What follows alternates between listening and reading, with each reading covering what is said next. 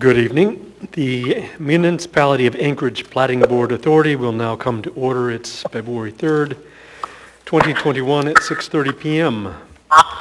Due to concerns over large gatherings amid the COVID-19 outbreak, community members are strongly encouraged to provide testimony via email or by telephone. While remote participation is strongly encouraged, limited in-person attendance is permitted in accordance with emergency orders. The Platting Board encourages anyone wishing to provide public testimony via telephone to email planningtestimony@anchorageak.gov by 2 p.m. on the day of the meeting. Please provide your name, phone number, and agenda item and number title for which you wish to provide testimony. Your subject line should read phone testimony. The secretary will phone you at the number you provide, and you will be given 3 minutes to provide testimony on the item, or 5 minutes if you represent a group. All documents listed on this agenda are available online at www.muni.org/watchnow. For auxiliary aids, services, or special modifications to participations, please contact the meeting secretary to request reasonable accommodation at 343-7576 or fax 343-7927. We meet every month on the first and third Wednesday, except on holidays, as regular meetings. If the Platting Board fails to complete our agenda today, the board will carry over the remainder of the agenda to the following meeting. The procedure by which the public is allowed to speak at the Platting Board meeting is after staff's presentation is complete. I will ask for public testimony. People that wish to testify will follow the time limits established in the Commission Rules of Procedure. The petitioner is given 10 minutes. They may reserve part of their time for rebuttal. Representatives of groups such as community councils and PTAs are given 5 minutes. Individuals are given 3. When your testimony is complete, the board may ask you additional questions. Any individual may have appeal rights relating to any action the Platting Board takes. Appeal of this decision or any of the conditions is governed by AMC 21-11-304. The decision the board takes at this meeting becomes final 7 calendar days after the decision is made on the record, unless a written request is submitted to the Planning Division prior to the expiration of those 7 days to prepare a written decision based on the record made at the hearing, and the request is accompanied by a written notice of intent to appeal.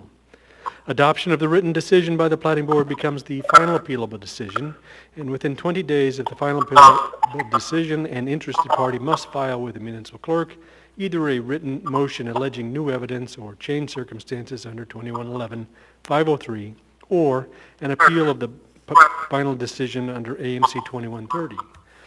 With that, may we have roll call? Valerie Ritz. Present. Clayton Walker. Present. Kevin Cross. Present. Don Porter. Present. Mark Seward. Present. Jenna Welting. Present. Becky Lipson. Present. Karen McGillivray is excused. Thank you. Thank you. And next item on agenda is our action summary. May I have a motion to approve the action summary from Wednesday, January 6, 2021?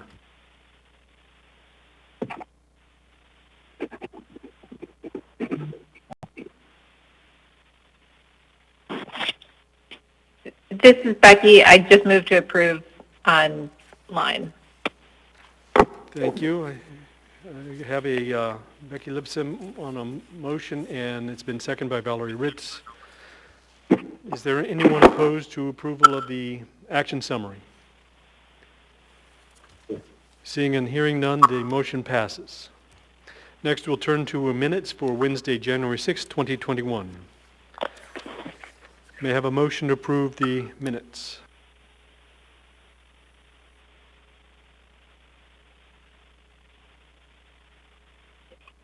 Kevin Cross has moved, and it's been seconded by Valerie Ritz. After considering the minutes, are there any additions or changes that need to be made?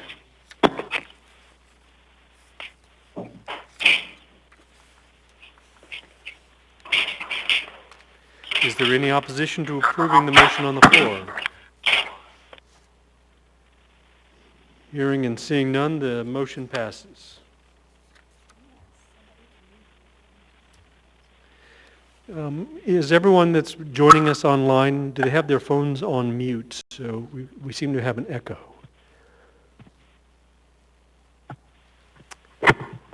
Thank you. Next, we'll turn to special order of business, which is disclosures. Are there any board members that have disclosures to make tonight?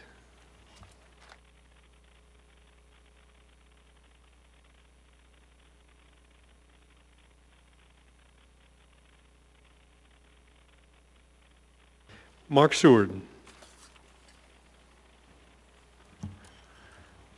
In case S12545 Canyon View Estates, I was initially on the May 20th, 2020 meeting. I was absent, so I recused myself from the June 3rd, 2020 and November 5th, 2020, since I was not present.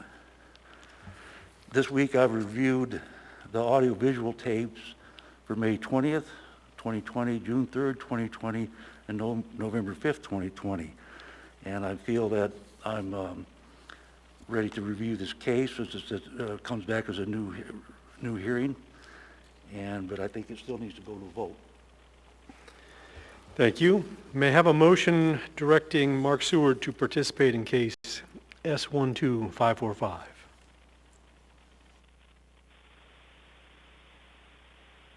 Kevin Cross, would you please state your motion? Yeah, in case S1. Thank you very much. Thank you. In the case of S12545 Canyon View Estate Subdivision, I move for Mark Seward to participate. Thank you, and your motion has been seconded by Valerie Ritz. Would you like to speak to your motion? Yeah, although he wasn't here for the initial hearing, Mark has taken time over the last week to make sure that he's informed by listening to the past audios and inundating himself in the plethora of information that we have, so I feel that he's in a position to assist us in this matter. Thank you. Is there any other board members that wish to add to the findings on the record? With that, I'll go ahead and call the vote. Ms. Lipson? Yay. Mr. Porter? Yay. Ms. Weltzing? Yay. Mr. Cross? Yay. Ms. Ritz?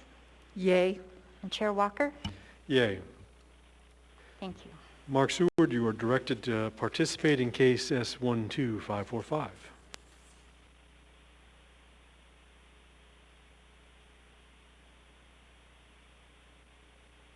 Are there any other members that have disclosures this evening?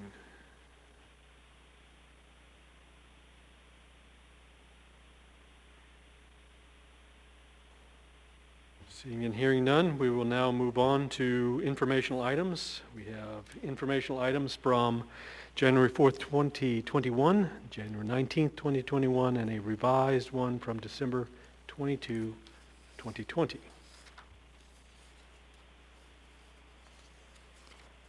The record will reflect that those items have been noted. With that, we will now turn to our first case of the evening, which is case S12545, Holtquist Homes. May we have staff's presentation? Thank you, Mr. Chair. This is S12545, as you stated, Canyon View Estates, per the Platting Board decision November 5th, 2020, to bring a plat for review that complies with the variance and vacations denied by the Platting Board on June 3rd. So background history: on May 20th of 2020, the Platting Board held a public hearing, accepted oral testimony, and closed the public hearing with no action taken on the case. Then on June 3rd of 2020, the Platting Board denied a motion to reopen the public hearing and approved case S12545, denied the request for vacation of the 3 public use easements, and denied variances to the dimensions to exceed the lot width to depth ratio of 1/3, and pedestrian facilities trails to provide easements or construct trails, pathways, or walkways. The summary of action was approved by the board on August 5th, 2020, and on September 16th, the Platting Board approved the findings of fact. On August 24th, 2020, members of the public filed with the municipal clerk a written motion alleging new evidence or changed circumstances. And on November 5th of 2020, the Platting Board approved the motion for the changed circumstances, new evidence, as it found that the board's denial of the vacation requests and variances had created significant new circumstances that necessitate extensive changes to the design of the plat. So therefore, at that time, the board instructed the applicant to bring forward a plat drawn up that does not include any assumptions of any of the variances that were denied. The applicant has submitted the plat for Canyon View Estates as you guys have attached, that complies with the directive of the board, and that's what we are here for tonight. So the petitioner, they submitted the preliminary plat that's before us that accommodates the denial of the vacations and variances. So the proposed subdivision plat subdivides 2 lots and 2 tracts into 25 lots and 5 tracts. Proposed lot 9 has been modified from the previous plat to include the portion of the remaining land from lots 2 through 8 that were denied the variance to lot width to depth ratio. The current configuration meets the standards that the width of the lot shall be at least 1/3 the depth of the lot. On-site water and wastewater has requested that all previous comments and conditions be carried forward to this plat, and that any lots that changed be required to submit plans, tests, data, engineering reports in order to substantiate the capability of the proposed lots to adequately dispose of wastewater and provide safe potable water for each lot and neighboring lots. Staff has requested these as a conditions of approval. The revised plat shows the 3 public use easements on the plat existing, in addition to the 60-foot right-of-way dedication for Canyon Road. This meets the Platting Board's original decision of the denial of the request to vacate the 3 PUEs. So proposed tract 1A is entirely encumbered by the PUE, and lot 14 is partially encumbered. This is reflected on the revised plat. Traffic has requested a modification to the driveway access review plat note to reflect the changes in lot numbers along Canyon Road. The revised plat shows public use easements and trail easements as requested by the Platting Board through the denial of the variance to pedestrian facilities and trails. Tracts A, B, and C, and 2A have been modified to show trail easements and public use easements, including a 100-foot PUE on the south side of Rabbit Creek, a 20-foot trail easement from Canyon Road to Rabbit Creek, a 20-foot trail easement within Tract A, and a 20-foot trail easement connecting Canyon Road to Fair Kite Circle. Private development stated in their comments that the petitioner did not provide a compelling argument for the variance to construct a trail adjacent to Canyon Road as required by the Hillside District Plan, and therefore requests the petitioner to construct an attached gravel pathway on one side of Canyon Road.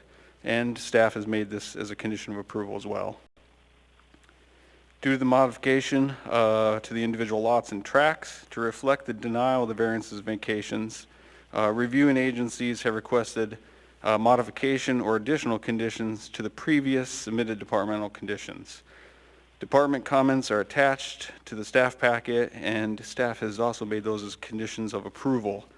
So staff is recommending approval of the plat and phasing plan with denial of the original request for vacation of the 3 public use easements, variance to exceed lot width to depth ratio, and variance to provide pedestrian facilities and trails. So on page 2 of the staff packet is the denial A, B, and C, and on page 3, 4, 5, 6, and 7 of the staff packet is the approval of the plat for 60 months. Now staff would also like, because this was as the board had requested, the changes in the lot, staff would like to add condition number 20 to the staff packet that reads, revise lot 11, block 2 to meet the lot and site requirements for the R10 district per table 2104-2. And that will reflect the slope that's required in the R10 district. I'm happy to answer any questions that you may have, and the current planning manager is online as well.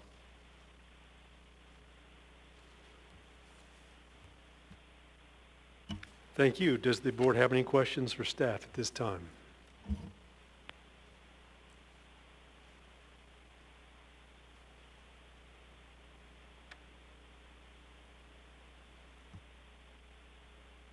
Do we have petitioner's representative present?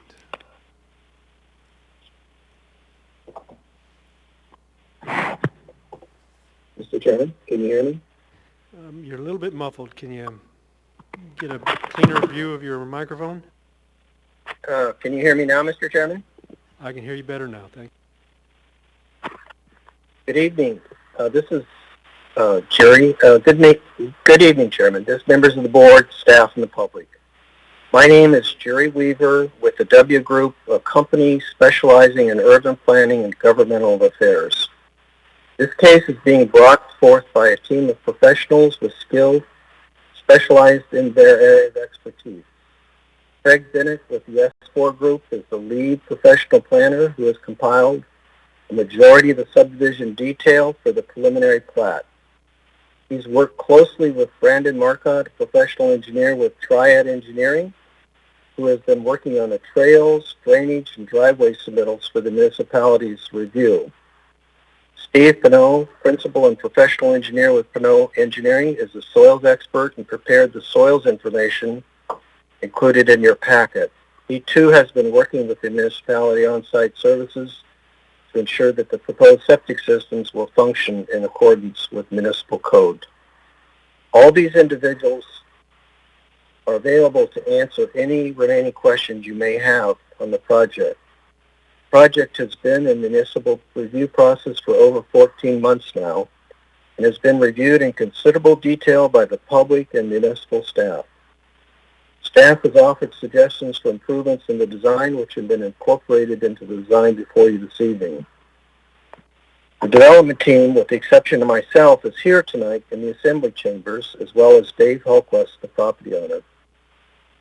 The timeline for this project is 14 months in progress since the November 2019 pre-application meeting with the municipality. Immediately thereafter, the team met with the Hillside, Bear Valley, Glen Alps Community Councils in separate public meetings to submit the preliminary plat to the municipality. The Platting Board heard the case at its May 20, 2020 meeting, closed the public hearing, and continued the meeting to the June 3, 2020 meeting, where the application was approved and the vacation and variance requests were denied. The Board approved findings of fact and decision on September 16, 2020. Neighbors filed a request with the municipal clerk's office alleging new information, and the Board brought up the case again on November 5, 2020, asking to see that the subdivision without the variance and vacation requests as they were denied. Now we're here before you this evening at the Board's request with a subdivision configuration very similar to the design as approved June 3, 2020, accepting that 2 lots have been removed as a result of the denial of the variance and the vacation request. Additionally, a gravel trail is proposed along Canyon Road on the south side. And a trail is shown with an easement that connects Canyon Road and the 100-foot PUE running through tracks B and C.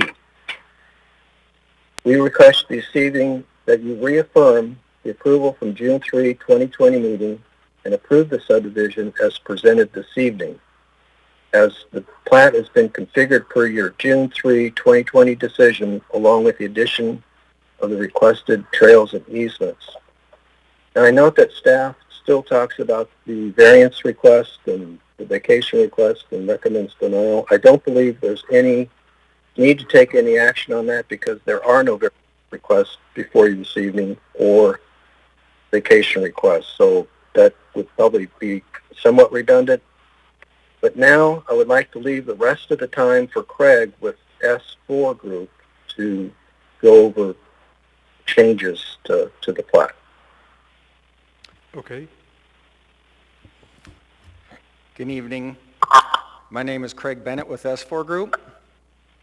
And I just want to clarify why we're here tonight. This is a new evidence or changed circumstances hearing on an approved plat. Per the November minutes on page 34, the board moved to amend the motion to have the applicant bring forward as part of this rehearing a plat drawn up that does not include any of the assumptions of any of the variances that were denied. And this plat reflects that exactly. This plat has been reduced by 2 lots in the locations of lots 10 through 14, Block 1, and this was because of easements and updated drainage mapping. The previous concerns of the board with the vacations and variances have been resolved as shown.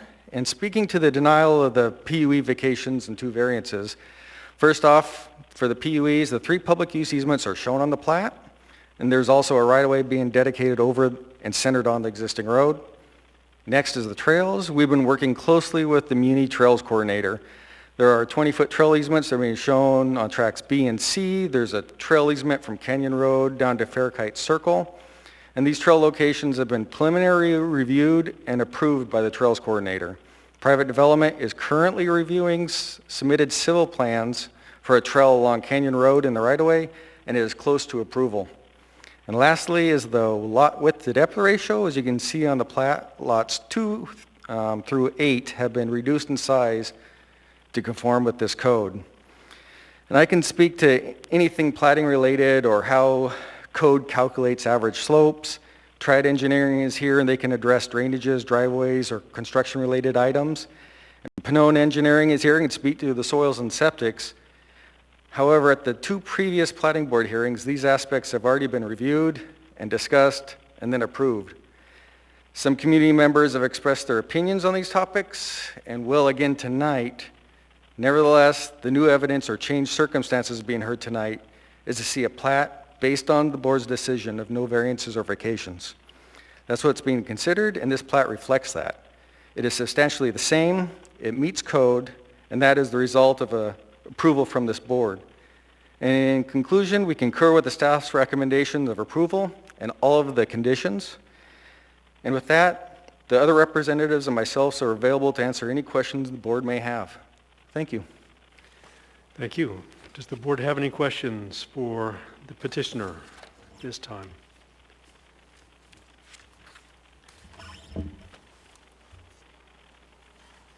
Just for the record, you have 4 minutes and 11 seconds for rebuttal. Yes, Kevin, go ahead. Thank you. One of the items that's going to come up in public testimony, I'm sure, is that, and it wasn't just the public, it was also noted from staff and through the MOA, and we see this throughout the packet.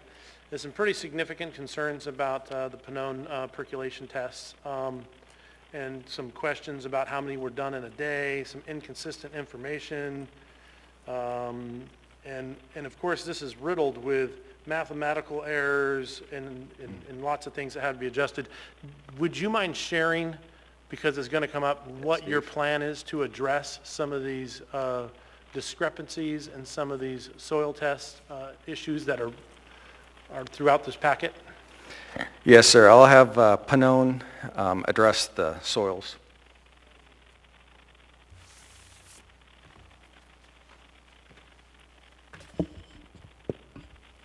Any other board members that have questions at this time? No. How do you turn this? It's on. It's on, okay. Sorry. To answer your question on how we could perform the number of percolation tests in a day that we did, I had three members of my team up there doing tests. The percolation tests, the readings that we would do were 30 minutes apart. So we would each person would start one test, they'd go to the next lot, start another test, go to the next lot, start another test, circle back at the 30-minute mark, and they'd be working down one side, they'd have another one working another side, and a third person log into test holes as the excavators were working. We have the, about the you were saying something about the numbers or some errors in here? Yes, according to the staff packet, under provision, let's see, section 18B, number 6. One of the things that they're requiring is it says mathematical errors have been noted on percolation test results from multiple soil logs, particularly TH5A, TH12, TH24, and TH32. Errors shall be corrected. Just as, when I see these aren't things that are typically we see in a plat. It's not that, hey, listen, your soil tests have errors and there's mathematical that needs to be corrected. So that to me is kind of like a red flag. So I'd like to know how that's intending to be addressed. Well, most likely, we'll go back and we'll look at the notes, make sure that the notes were accurate, and make sure that we transferred it directly from the notes onto here. I'm surprised. I had 3 different people look at this as well as myself to make sure that we didn't have any errors on that. Because I know that at the initial comments there were some mathematical errors, but as on the latest one, we were working really hard and make sure that there weren't any mathematical errors. There's been an updated submitted. Are you looking at the January 12th, 2021? Look at page 6 of our stat package, so this is today's Is that the one packet. that they're talking about? No, so this has been submitted, but I don't believe it got given to the board. Oh, there's an updated, we performed, we coordinated with, We need you in the mic so we get it on the recording for you. Yeah, sorry about that. I'm not very good at standing still. It's the Italian in me. We keep moving in with our hands. We coordinated, one, with the mathematical errors. We did go through and we submitted a revised soils report based on additional field testing that happened in October. And all that work was coordinated closely with the on-site department who had comments. And we wanted to make sure that we addressed all of their comments. And even so far, we even opened the door up and said, if you missed something, now's your opportunity to tell us if you want to add something on there. We're more than happy to accommodate any additional comments other than what was published at the previous platting meeting. And we coordinated closely, we addressed all of her comments, and we submitted the information to the on-site department, and it's the dated January 12th, 2021. Okay, so that's pretty fresh. So just in closing here, as I let you go and let someone else ask you any questions, regarding the stipulations to make sure any mathematical errors are noted in percolation testing, going through and resolving any concerns, you have no reservations with that whatsoever? And we'll make sure I that's have no reservations with that, sir. Thank you. And for the record, we'd like to get your name and... My name is Stephen Pannone. I'm with Pannone Engineering Services. Thank you. Does the board have any other questions for petitioner's representatives?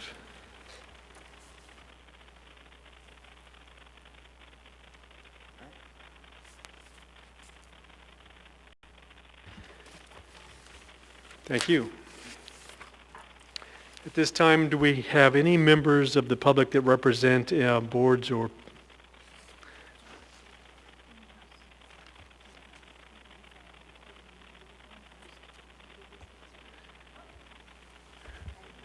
I thought we'd go get the ones that represent groups first, if they've got any here in the room.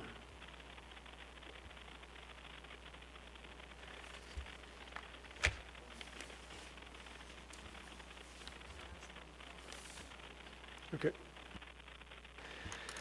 Ma'am, please state your name and who you represent.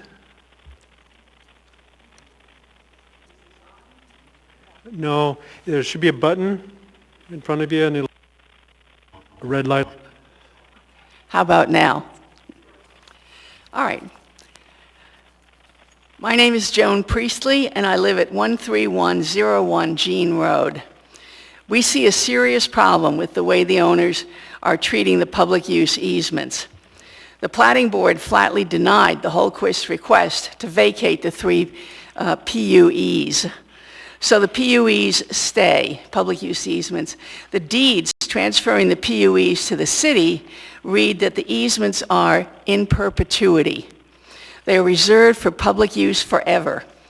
Many agencies, including the Planning Department, Traffic Engineering and Private Development, Community Councils, and the Road Board, even this Platting Board, in its September 2020 findings report, all strongly support preserving the present size of the 3 PUEs.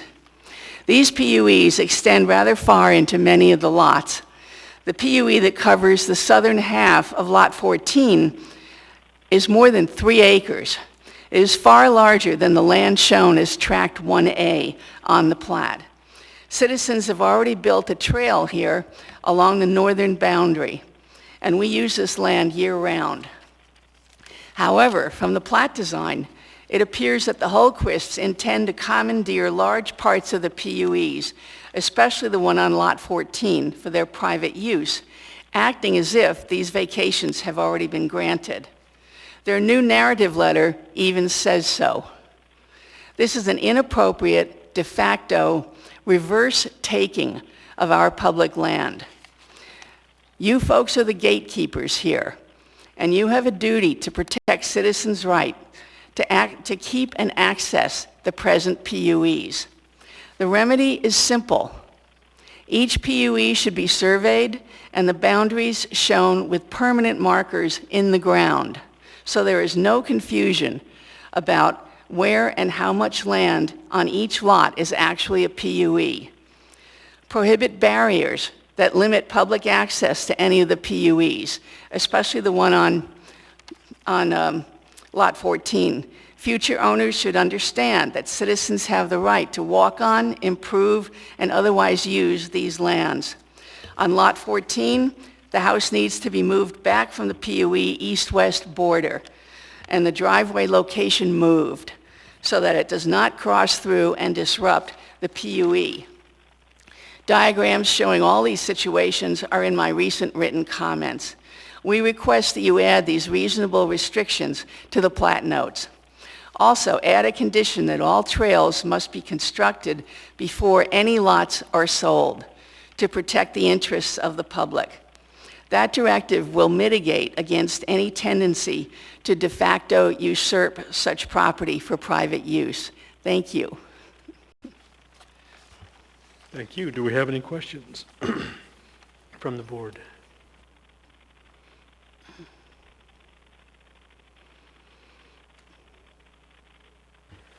Thank you, ma'am.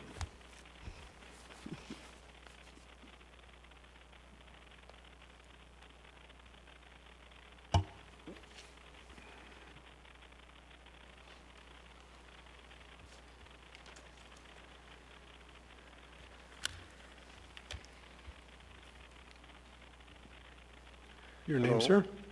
My name is Tom Burke. I'm speaking for the Glen Alps Board of Supervisors, the road board for the area. All right. I'm going to be talking about driveway access. The applicable laws are AMC 210324 and AMC 2103-200. You've been presented with a letter from the Director of Planning Department allowing driveway access to Canyon Road. That letter is not the work of the Planning Department, but simply the Director's co-signature on a letter composed by Triad Engineering, a consultant hired by the developer. Such a letter suggests that the Planning Director has the authority and that the Planning Department has gone through a normal public process of evaluating a request for driveway access to a collector road and have applied the appropriate city regulations. Neither of these is true. The Planning Department has not performed any of its usual analysis of variance requests and has not presented this board with any recommendations on this critical issue. The staff report is most significant for having absolutely nothing to say about this issue. All you have is a letter from a consultant hired by the developer concerning traffic volume. Nothing in city code suggests that traffic volume is relevant to this decision. The specific city code allows exceptions only if there is public benefit or hardship upon the landowner. Neither the landowner nor the city planning department have made any such arguments. The cost of building local roads does not constitute hardship. The city planning director can grant an exception for a homeowner who needs a driveway. That authority in no way extends to granting permission for an entire subdivision. Authority for a project of that size has always resided with the planning board. In order to claim public benefit, the developer and planning department would need to demonstrate that the proposed plat was better than any other alternative. At no point during this process has the city required the builder to even consider an alternative of building local roads, even though that is specifically what the law requires. You should be looking at two proposed plats, one with driveway exceptions, as the developer has requested, and the other with local roads, as the law requires. The developer has gone to great lengths to make sure that nobody on the planning board, or the planning department, or the public has ever considered or seen alternatives that comply with the law. There has been a complete breakdown of public process demonstrating tremendous bad faith between the developer, the planning department, and the planning board. To begin with, S4 conducted public meetings with local community councils where they lied, asserting that Canyon Road was a local road and that it didn't need an exception for driveways. Then they submitted their reports to the city saying that they had told the community councils that it was a collector road and that the local people did not object to the driveways. Director McNulty then had extensive communications with the developer, leading to her granting permission for the driveways in February of 2020. During that time, the Glen Elves Board of Supervisors and the Community Council made extensive efforts to communicate with the Planning Department and the Director regarding their objections. Director McNulty was fully aware of these objections to driveways, but specifically refused any public input until March the 5th, more than a week after she had issued her decision. Only allowing public input on a decision after the decision has been made clearly violates the city regulations. At the meeting between the City Planning Department and the Board of Supervisors, Director McNulty was asked to reconsider her decision. She specifically stated that the decision could not be reversed because it would expose the Planning Department to legal action from the developer. She also very specifically told the community representatives that she was not responsible for the decision to allow driveways and that such authority rested entirely with the Platting Board. This is the second time that a plat of this subdivision has come before the Platting Board. At neither of these meetings has Director McNulty explained or justified her granting of driveway exceptions, nor has she asked the Planning Board to review or approve the decision. In short, the Director has made the decision for driveways on a collector road. She has the authority to bypass any community input on the public road issue. She has told us that the decision cannot be reversed. She has told us that she is not responsible for the decision, but that you, the Planning Board, are responsible for her decision. She has made sure that the Planning Department will not do any normal analysis, will not consider any public input, and will make no recommendations to this Planning Board on the issue of driveway access or the laws that regulate it. You have heard extensive, experienced expert testimony from many people over multiple hearings about how these driveways are a bad idea. And those issues can be complex and technical. What is not complex is that there's a normal public process which has not been followed and that the interests of the public have been bypassed. Thank you. Does the board have any questions for the witness, Mr. Burke? Through the chair. Did you just want to complete your summary statement briefly, if you can? Thank you. Just as long as it doesn't take more than Okay. maybe 15, 20 seconds, you can wrap up for us at an interest of Okay. time. The Community Council and the Board of Supervisors do not oppose development of this subdivision. They only request that the plat comply with city regulations and that the developer build local roads. We expect you to follow the law and to deny this application specifically regarding driveways on a collector road. And your specific is that Mrs. McNulty and specifically the Planning Department did not follow protocol in consideration for Canyon Road driveway access? Absolutely. Thank you. Do we have any other people from the public in the room with us? And this is Becky. Through the chair, may I ask a question of Mr. Burke? Yes, you may, Becky, ask a question of Mr. Burke. We're getting him back in. Here, he's ready now. Okay, thank you. Thank you for your testimony, sir. I have two questions for you. One was, I believe at the beginning of your testimony, you provided certain references to code, and my pen was not fast enough, and I was hoping you could restate those provisions. AMC 2103240G states that... Can you maybe slowly repeat the provisions if possible? AMC 2103240G.3 states that access of driveways to collector roads will be prohibited unless there is public benefit or hardship upon the owner. Okay. The second municipal code cited was 21.03.200C3. That requires that the city planning office and the planning board consult with Glen Alps Board of Supervisors before making any decisions regarding roads within their boundaries, as well as the community council. Okay, thank you for answering that question. Could you restate, I believe you said you were here testifying on behalf of an organization. The Board of Supervisors, what is commonly referred to as the Road Board for Glen Alps. Okay.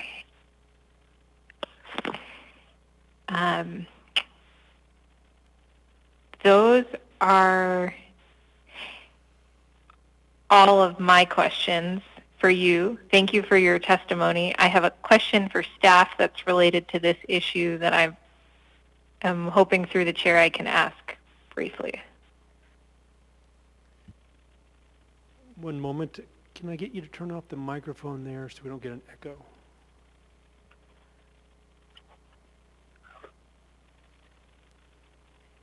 There we go. Okay, now we're ready for you, Becky. Okay, thank you. Through the chair to staff, I believe Ms. McNulty's written statement was in the first packet we were provided, and it's probably in this packet, but I'm scrolling through and I was wondering if there was a page reference. Through the chair, Ms. Lipson, it was in the original packet that letter is in there, and it was discussed at the original May meeting in 2020. Okay, understood. I will look at my previous packet. Thank you. Thank you. Do we have any other members from the public in the room with us? Please come forward, sir.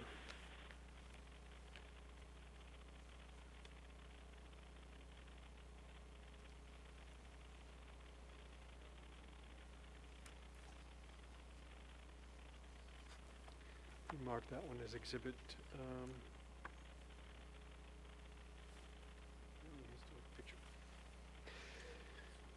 Your name, sir?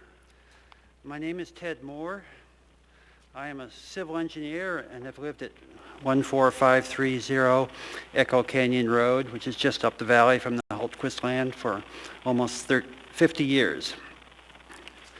The dense, waterlogged soils on this property are among the worst in the city for both functional septic systems and for road stability, mainly due to water levels being at or near to ground surface. Shallow groundwater causes major seasonal runoff, which in turn floods septic systems and threatens our new and expensive Canyon Road. The photo I just handed you was taken near the proposed Lot 14 back in Homestead days.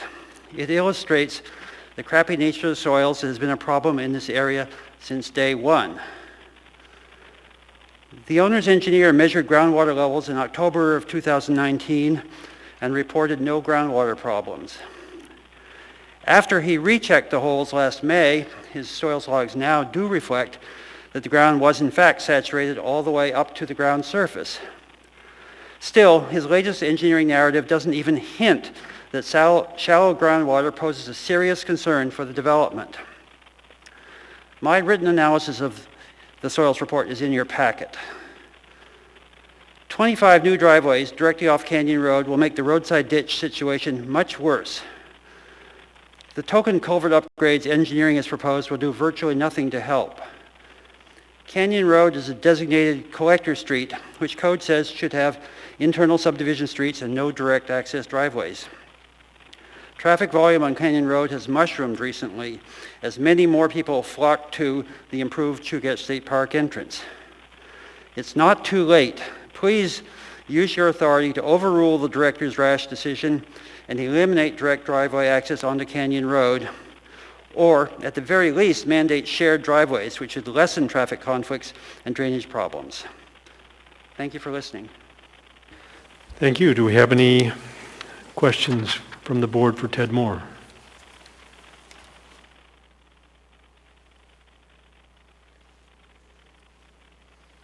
Thank you, Mr. Moore.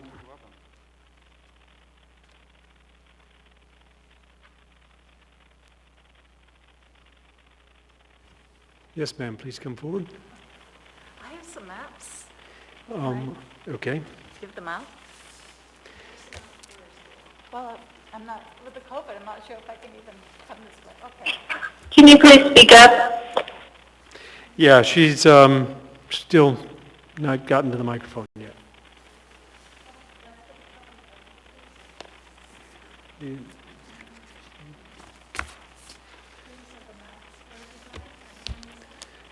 can hand them here. Unfortunately, the people, half of our board who's online won't be able to privy to these. That's okay. Here. Don't know. Please state your name for the record. Hello, my name is Gail Morrison. I live at 8600 Spenlow Drive, Anchorage, Alaska, about a mile south of this proposed development.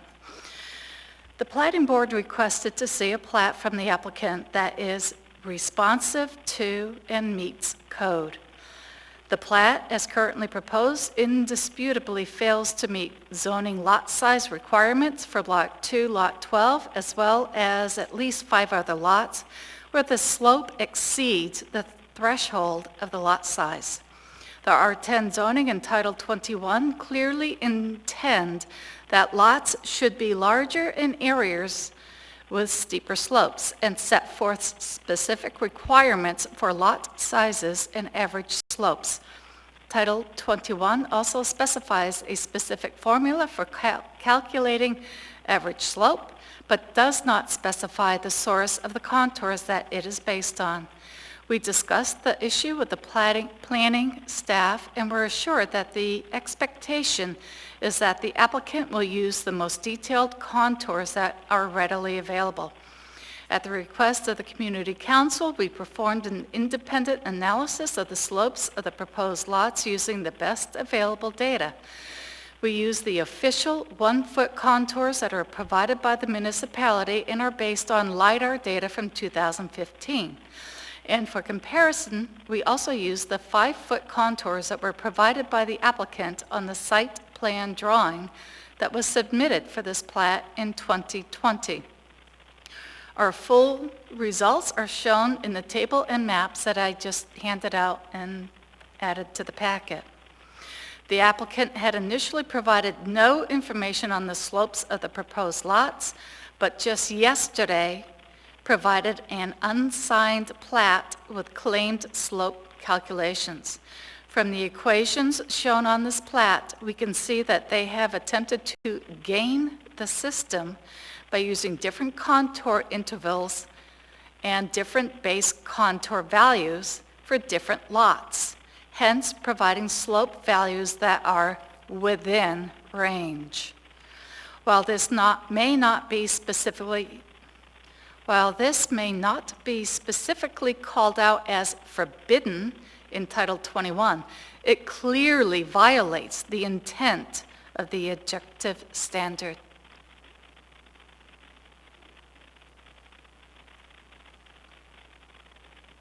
I'm done. Thank you. Do we have any questions from the board for Gail Morrison? I would like to add, I am a GIS professional with over 30 years' experience. I am an expert in this type of work and calculations. What was the source of your LiDAR information that you got from 2015? That's the Muni LiDAR, MOA. You can download it from the Muni website. And were you able to determine to your satisfaction what the source of their data was? The source of their data, my understanding is part of it was older USGS quad data, and the 5-foot contours, I do not remember.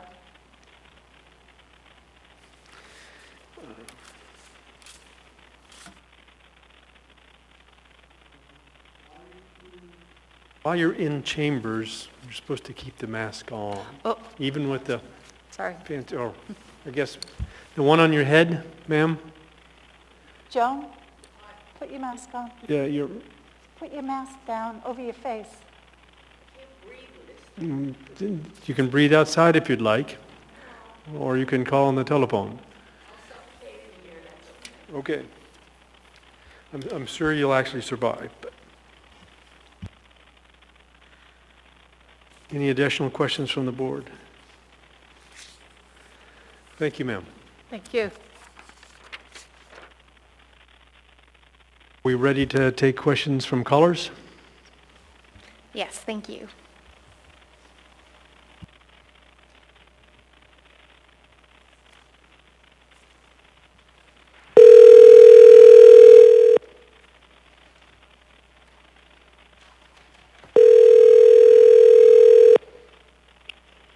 Hello? Is this Carol Ashlock? Yes, this is she. This is the Platting Board calling for your public testimony on case S12545. Are you calling as an individual or representative of a group? As an individual. Okay, you'll have 3 minutes to provide your testimony. If you could please state your name for the record, you can begin. Okay, thank you very much. This is Carol Ashlock. I live at 13921 Bonnie Elaine Road. I'm actually the house at the very end of the road that's adjacent. My property actually abuts the Holquist proposed development, and some of my land is on both sides of Rabbit Creek. So if you see a house on any of those maps, that's my house down there. So my testimony really has to do with water being the essence of the problem. It's all about drainage. Some have testified already with concerns about glaciation on Canyon, which I also have on my own road. Has caused multiple trucks this last winter to go off. I have now about a 25-foot wide glaciation area. To have driveways directly connecting to that road will be problematic, just funnels for it to shoot right down. As has been noted with the parkland development or upgrade, the paving that's happened, we have more than 4 times the traffic going up and down. We've had multiple vehicles deep into the, not just in the ditches, but big trucks and cars, some totaled over on that side along there, right in that area, in that corridor. Also, due to our winds that are over 120 miles an hour, which we clock regularly, you can just have snow and not even ice, and it makes it into a real ice rink. And the traffic comes along there very quickly. So this is of great concern, particularly because 25% of flat top, winter snow and summer drainage comes right down onto that property on both sides. My second point is, I made it about increased slick ice glaciation on my own road and just accessing my own property as a result. The third point is that on the side where it abuts my property, because I was part of the original Rohaley homestead as well, that is exactly the side that my professional engineer many years ago, a couple decades ago, determined the best location for my well and septic field. I'm very concerned that there were no lot slope reports. There was no viable septic plan. I heard discussion about it from the engineer. We see nothing on it. And I must say, just like that other development, Avantic systems do not work in this area due to extremely poor internet where satellite service is required. And of course, with those winds, which are frequent, they disable them all the time. We don't have internet up here, and GCI is not coming over here. The companies that provide Avantics and like systems refuse to come to this area and install because they cannot guarantee reliable service and have repeatedly stated they do not want the liability. This runoff of water and car and road runoff will increase as it runs downhill on both sides with all those driveways and will spoil my own well and septic, which I've spent great deals of money to maintain. Of course, that's our only drinking water, as well as the expensive... Ma'am? Yes, sir. Yeah, your time is up. But I'm over my time. Okay. Yeah, Thank you very much. I wish you would really give those things consideration. We have great concern about it and have been here a long time and invested our life savings. Thank you, sir. Thank you. Do we have any questions for her? Any questions from the board? No, thank you, Carol Ashlock. Okay. Thank you for consideration. We just want it done properly. That's all. Thank you.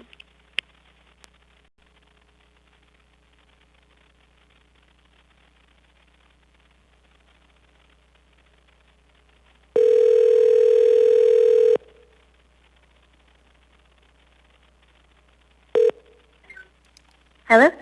Hi, is this Amy Robinson? Yes, it is. This is the Platting Board calling for your public testimony on case S12545. I understand you're calling as a representative of the Glen Alps Community Council. You will have 5 minutes to provide your testimony. If you could state your name for the record, you can begin. Thank you. My name is Amy Robinson, and I am Vice President of the Glen Alps Community Council. Is it time to begin right now? Yes, ma'am, go ahead. All right. Thank you, everyone, for taking a close look at this proposed development. The revised plat is an improvement, and our community is pleased that you have upheld the existing public use easements and the pedestrian trail along Canyon Road. We also appreciate the opportunity to comment today regarding our concerns. First, the community disagrees with Director McNulty's decision to disregard Canyon Road's collector status and allowed 27 driveways to have direct access to the road. This decision was only supported by a letter from the developer to which Director McNulty signed her name. There was no public dialogue involved, and there was no true analysis conducted or reports issued to support the variance request. The community believes that these driveways will irreparably interfere with drainage along Canyon Road.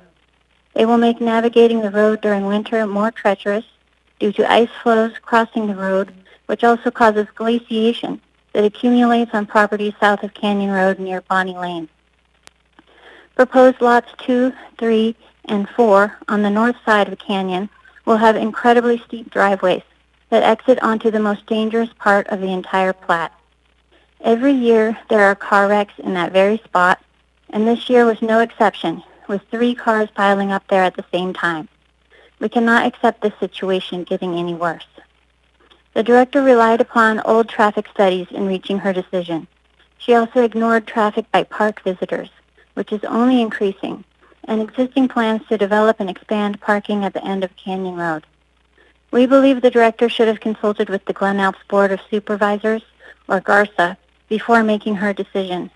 When GARSA designed the improvements to Canyon Road, they relied upon its collector status. No one expected that their hard work and planning would be signed away without analysis and without any prior public input. For these reasons, we ask you to reverse the director's collector road variance decision. This will allow a true analysis consistent with Anchorage Municipal Code to be conducted and then brought to you for decisions. We implore you to involve GARSA in the planning phases for everything related to drainage onto or along Canyon Road. The community is very concerned about drainage. This area is wet. We are concerned that the design of this development may not adequately consider the natural topography and drainage of the area. Please consider AMC 2107040A1A, which says the design of a drainage system shall not transfer a problem from one location to another. We are concerned that this development will simply pass the water runoff problem on to GARSA and our neighbors. The community is also concerned about wetlands, mapping, and potential for flooding. We appreciate the attention paid to this in the staff report. However, we ask that the recommendation at E16 require an actual flood study, not just a restrictive plat note. South of the houses on the south side of the road, the developer is tracting out wetlands. Please look at how these wetlands mirror the layout of the proposed lot. There are wetlands there because water flows through all of these lots and ends up in what is labeled as Tract 2A, Tract B, and Tract C, and then goes into the creek. This area is where over 25% of Flat Top Mountain settles out and flows into Rabbit Creek. Please acknowledge that this land is wet and take these concerns seriously. We appreciate that the staff report requirements at E18B concerning wells and septics are there. We understand that the planning department acknowledges substantial groundwater on the surface of the land, at least on some of the lots. However, there's simply too much water in this area for some of the Kirk tests to pass, and we don't want our future neighbors to have to deal with non-functioning septics, and we do not want human waste running off into streams and watersheds. We believe that slope calculations for some of the lots are inaccurate. Specifically, there are at least 5 lots, including Lot 11, that appears to exceed the 20% maximum allowable slope for lots under 2.5 acres of R10 zoning. We ask you to look at this. And finally, we ask that the pedestrian trail along Canyon Road be maintained in its current location. As if it were any closer to the road, pedestrians would not feel safe walking there.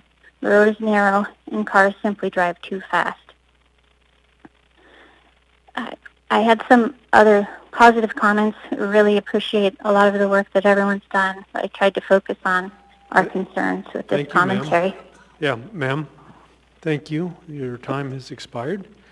Do we have any questions for Amy Robinson? I don't see any questions for you. But thank you for your testimony this evening. Thank you.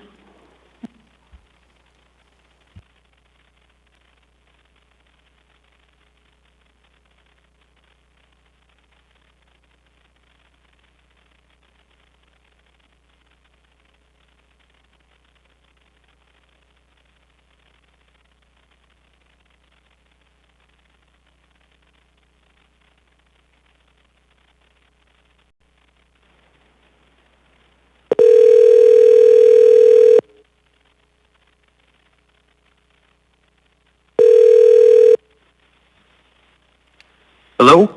Hi, is this Sean Domagowski? Yes. This is the Platting Board calling for your public testimony on case S12545. Are you calling as an individual or a representative of a group? As an individual. Okay, you'll have 3 minutes to provide your testimony. If you could state your name for the record, you can begin. All right. My name is Sean Domagowski, and I'm the owner of the 10-acre parcel located at the immediate northeast corner for this proposed land development. This housing development will block the safest road access for my property because there will now be no way to have an access point for a road easement to Canyon Road. This clearly would be the safest and most practical option. Some of the Platting Board members may remember I called in last year at the May 20th public hearing to express my concern. I explained that my 10-acre parcel is completely landlocked and I do not have legal easement access at all. However, I continue to pay taxes to the municipality in hopes that one day they will help address the issue of the easement. I appreciated Mr. Cross' in-depth questions to Chairman Walker and the Holquist Homes engineer, knowing that this land development absolutely blocks a feasible road access to Canyon Road and has the potential to isolate and trap surrounding neighbors. If the Platting Board members allow the Holquist Homes engineer to continue to provide false information, this will be negligent and a disservice to the public members who you should advocate for. Here are some of my concerns. Chairman Walker at the closed meeting on June 3rd, 2020 mentioned that an easement for my parcel already exists. Mr. Walker, you said, and I quote, he actually does have legal access. May I please have this supportive documentation, because if that were true, why was I never provided this? Chairman Walker also stated that I did not negotiate with the land developer, and I quote, he has apparently elected not to do so. This is false, and Holquist Homes staff know I have contacted them, and I have stated that in my original testimony. I'm also very concerned about my mischaracterization by both the chairman and the VP of Holquist Homes regarding my intentions. During the June 3rd meeting, Chairman Walker also stated that I felt I was entitled to obtain this easier access. By reviewing the maps, one can see the steepness of the mountainside where the development and my adjacent property are located above Canyon Road and the relatively much steeper land in all other directions from my parcel. It seems reasonable to request a safe easement to Canyon Road. To make such a false mischaracterization in front of the board and other stakeholders and in public record is a defamation of my character and intent. Secondly, I have email correspondence from Mr. Cody Holquist. Just last week said that I've been, and I quote, trying to extort the project by manipulating the approval process and causing delays through an appeal.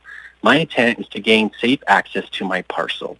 Today I'm requesting the support from the Platting Board to fix the mistake that occurred many decades ago by landlocking these parcels of land. Please help make this right for my sake and for my neighbor's sake. Thank you. Does the board have any questions for Sean Domagowski?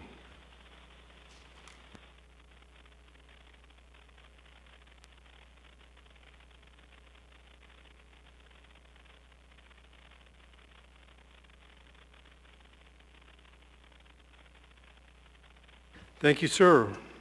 I don't have any questions from the board for you. We'll take the next call in.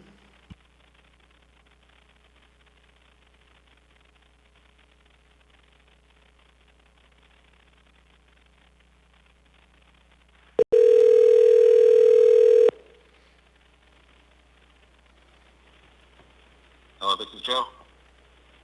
Hi, Joe. This is the Platting Board calling for your public testimony on case S12545. I understand you're calling as an individual, so you'll have 3 minutes to provide your testimony. If you could state your full name for the record, you can begin. Yep, this is Joe Connolly. I am with the Glen Alps Board of Supervisors. I have been involved with maintenance of Canyon Road since 2009. You've heard a lot of technical details, but I would like to focus on a few of the critical pieces that are of the most concern to the Glen Alps Road service area. Namely, the 27 driveways that would create an unnecessary burden on the residents of the service area. Basically, this whole plat is a mess. It favors the developer and creates a burden on the residents of the area. You now have the power to hold the developers accountable and fix this on paper before it becomes a problem on the side of an actual mountain. Please don't rubber stamp this process. Take all the comments to heart and consider all of the details, as nuanced and ridiculous as they might sound. These details all have real-world consequences to the people who will be living here that haven't even bought their houses yet, and the residents who have lived here for many years. Tom Burke covered some of the regulatory details of why these driveways should not be considered. Allow me to explain from a more practical explanation. The burden of driveway culverts normally rests with homeowners. In this case, the biggest concern is on the uphill or north side of Canyon Road. This is where you will find 14 driveways proposed. It cannot be expected that every single homeowner will properly maintain their culvert. If one culvert fails, it creates a cascade of problems, and this can become extremely expensive to fix.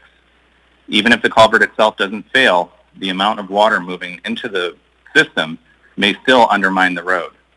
The last time we had this occur, it cost between $50,000 and $60,000 to fix.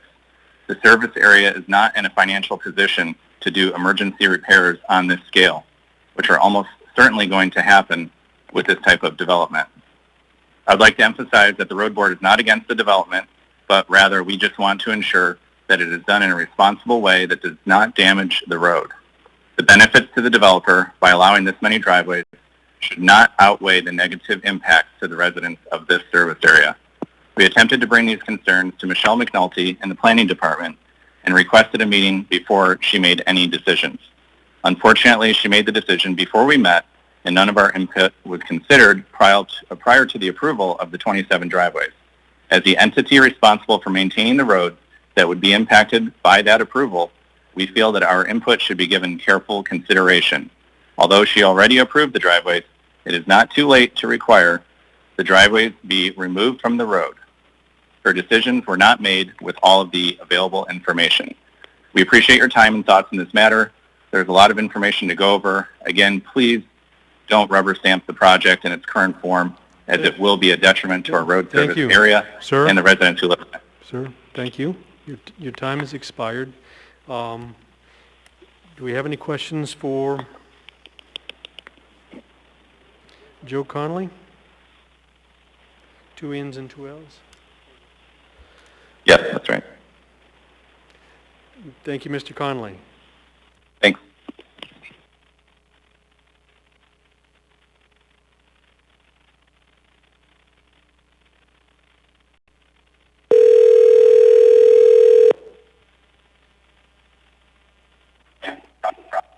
Roger Marks. Hi, Roger. This is the Platting Board calling for your public testimony on case S12545. Are you calling as an individual or a representative of a group? An individual. Okay, you'll have 3 minutes to provide your testimony. If you could state your full name for the record, you can begin. Okay, can you hear me okay? Yes, we can. Okay. Good evening. My name is Roger Marks. I am on the Glen Alps Board of Supervisors, or GARSA. GARSA is responsible for the construction and maintenance of Canyon Road up to Chugach State Park. The money for this comes from property taxes paid by the local residents. We have three general concerns about the current proposal. They all revolve around the 25 driveways that would directly access Canyon Road. The planning department approved the driveways without consulting Garza. The first issue is traffic. Recent improvements to Canyon Road and trail enhancements in the park have increased hiking demand. This has amplified traffic. Currently, it is not unusual to have hundreds of vehicles access the park on any given day. In our 2020 meeting with the planning department, the staff stated that the traffic data they had predated the road and trail improvements. There is no evidence that the department recognized this new intensity of traffic. 25 driveways over a half-mile span on a collector road is a bit much. The second issue is surface drainage. The soils in the area do not drain well. Because of poor drainage, these driveways, particularly the lots on the uphill or flat-top side of the road, will be a conduit for silt to run into the road. The driveways also have the potential to cause glaciation and slope failure along Canyon Road. And the third issue is ditch drainage. Because of the poor drainage and because the properties are located downhill of flat top and associated peaks, there's a large volume of water runoff that currently is drained by a ditch on the uphill side of the road. The construction of driveways spanning the ditch would add a considerable volume of material into it. This will further impede its capacity to move water effectively. This situation increases the risk of flooding and glaciation on the road surface. Moreover, with the individual driveways, each homeowner is responsible for maintaining and clearing their culverts. It is unreasonable to think that everyone will do so. It will not take very many cluttered culverts to wreak havoc with the drainage. These three issues would be resolved if the lots were configured inside a cul-de-sac on each side of Canyon Road. The municipal code criteria for platting, AMC 2107040A1A, says simply, and I quote, "Design of a drainage system should not transfer a problem from one location to another." In looking at the staff report, there is a very lengthy and ambitious list of conditions for approval of the plat that have been stipulated, most of them addressing drainage. If there is uncertainty whether these conditions are adequate or whether the developer can implement them, the Garza taxpayer should not be financially responsible for repairing road damage resulting from imperfect planning or execution. If the muni and the developer cannot ensure this, the development as proposed should not proceed. There are alternatives. Thank you. Thank you. Do we have any other questions for Roger Marks?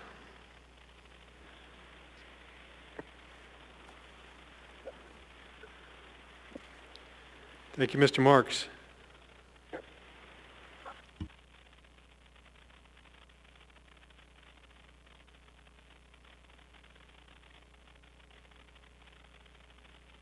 Your call has been forwarded to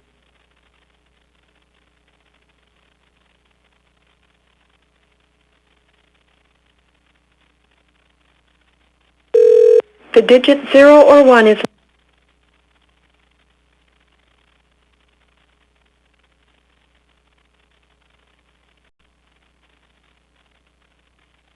your call has been forwarded to an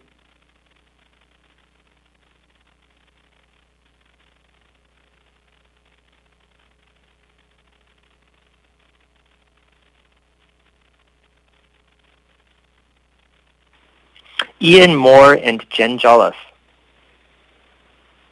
cannot be reached at the moment.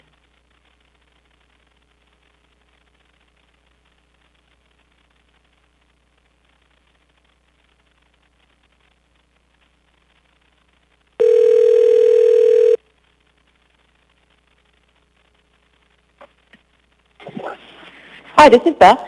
Hi, Beth. This is the Planning Board calling for your public testimony on case S12545. Are you calling as an individual or a representative of a group? An individual, please. Okay, you have 3 minutes to provide your testimony. If you could please state your full name for the record, you can begin. Sure thing. Hi, my name is Beth Rosenberg. Thank you for letting me testify in opposition to this development plan. I work for the state of Alaska with brown bears, and my area of expertise is in bear behavior, bear movement patterns, resource use, and bear-human conflict.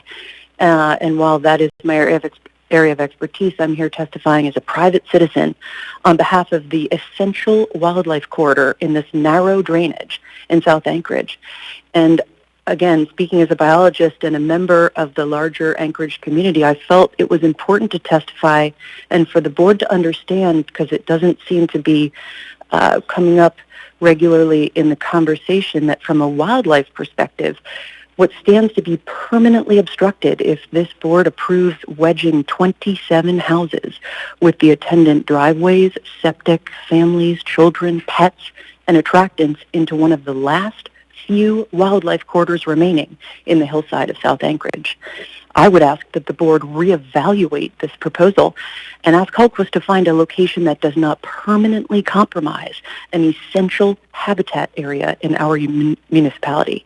And at the very least, I would ask that the board review further research into the wildlife movements in this area. You'd be surprised what would be compromised and is not being discussed. I spend quite a bit of time tracking the green space and bear movements of Anchorage, and in reviewing maps for this testimony, I can find few worse locations in the city of Anchorage to wedge in a non-essential housing development than in this narrow, sloped, riparian bear corridor. It's well established in the scientific literature and in the observations of Anchorage wildlife biologists that riparian zones such as this provide the movement corridors for wildlife from the Chugach to the coast. And in order that this wildlife access essential food resources, provide shelter, and in order to move freely without interaction with humans. It's also well documented in the scientific literature that in the areas of the lower 48 where development has not taken wildlife and wildlife movement patterns into account, there are grave consequences later. In the Urban Bear Project conducted by the Alaska Department of Fish and Game in the summers of 2012 and 13, it was determined via precise GPS coordinate tracking how adept black bears are at moving through the few habitat corridors left in Anchorage, South Anchorage, especially this one, from the Chugach Mountains to the coast, as access to both areas are required for their survival. I do ask the board, with all due respect, that they do their due diligence in returning to the priorities outlined in the municipal guidelines for residential districts, as it is said, general purpose and intent number 10, to protect stream corridors, wetlands, and other important natural resources from the adverse impacts of residential development. As a biologist, this could not be a more precise example of an adverse impact from residential development to wildlife the board should seek to avoid. The cost to bears and other wildlife is too high. Rosenberg, thank you. Yes. Your Thank you. time- You as the board have the power to make a sound decision and not push this through. I respectfully defer to the board. Thank you. Do we have any questions for Beth Rosenberg? Don't see any questions. Thank you, Ms. Rosenberg. One question, well, comment. This is Becky, through the chair. Certainly the virtual format is a little bit more challenging, and this goes for all comments that we have had throughout these proposals. All the board members, I speak for all the board members when I say we certainly appreciate the public input that you taking the time to come and testify tonight. This issue has, not this specific issue, but kind of the parameters of what this board can do has come up, for instance, in the testimony about the private easement rights. Certainly you are cited to a provision of code, and that's accurate. I'd urge you to, if you obviously feel very strongly about this issue, to become more involved in the process of changes to the code that give us specific tools to implement some of the guiding principles that are outlined. We are fairly restricted in what we can do as a board. We have standards that are legislated that we work off of. So I thank you for testifying, and May I be provided a brief response to the question or comment? Just to say that, the population of Anchorage is not increasing. Neither is the population of bears. But with the encroachment of human population and buildings such as this, you stand to to jeopardize the very planning that the board seems to be responsible for overseeing. And so I would say that while there are specific minutia requirements the board's reviewing, you are the housing planning board and for Anchorage, and this would be a planning issue to be considered before you. So we are, I appreciate your comments, and I'm going to cut you off. We are the platting board, so we are within the Chapter 21 restrictions that are allotted to our board, and certainly for some people, the unfortunate reality of other people buying private land is that those private individuals are afforded certain rights to develop that land as code permits. So thank you for your testimony. And thank you. Thank you. We will now take our next caller.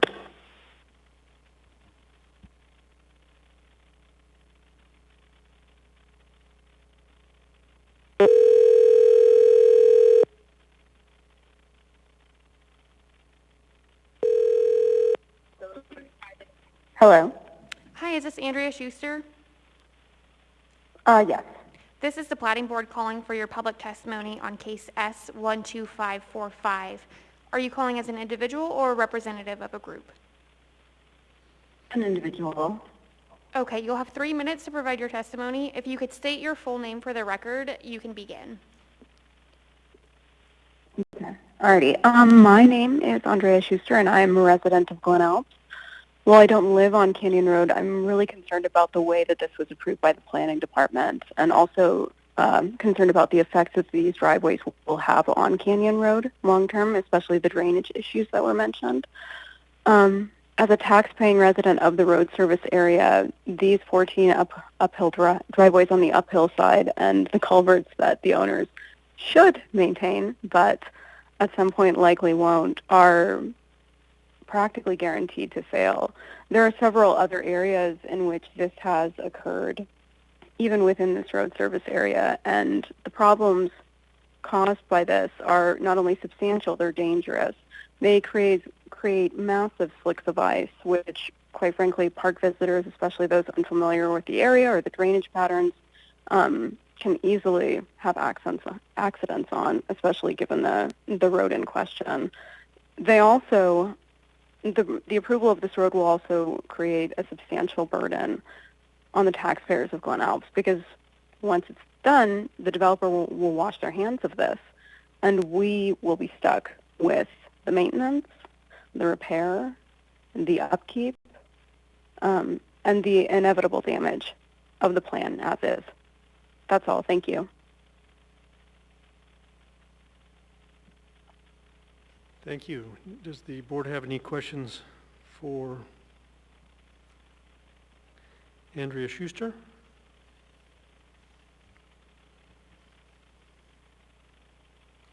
I'm looking for online people. Are there any of our board members online that have questions? Hearing none. Thank you, Ms. Schuster. That concludes telephonic testimony. Thank you. Are there any remaining members from the public that have not spoken here in the room? If not, then we will return to the petitioner's representative for rebuttal.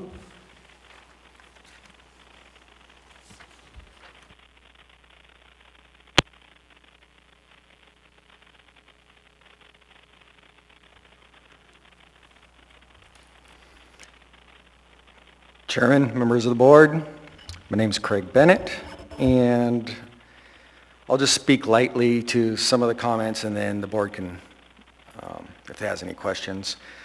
First, to the surface, the topo used was from the state, the Alaska Division of Geological and Geophysical Surveys. It's LIDAR from 2015, and I can speak more to that. The house locations, in R10 zoning, a house can be 10-foot setback from the front yard or the public use easement. So the majority of these proposed homes will be built about 30 feet from the property line, which is in line with other large lots in the area. and driveways.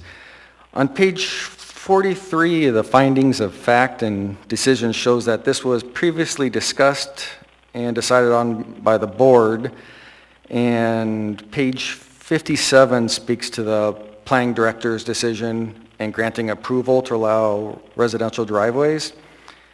And tile 2108-030L2 gives the planning director the authority.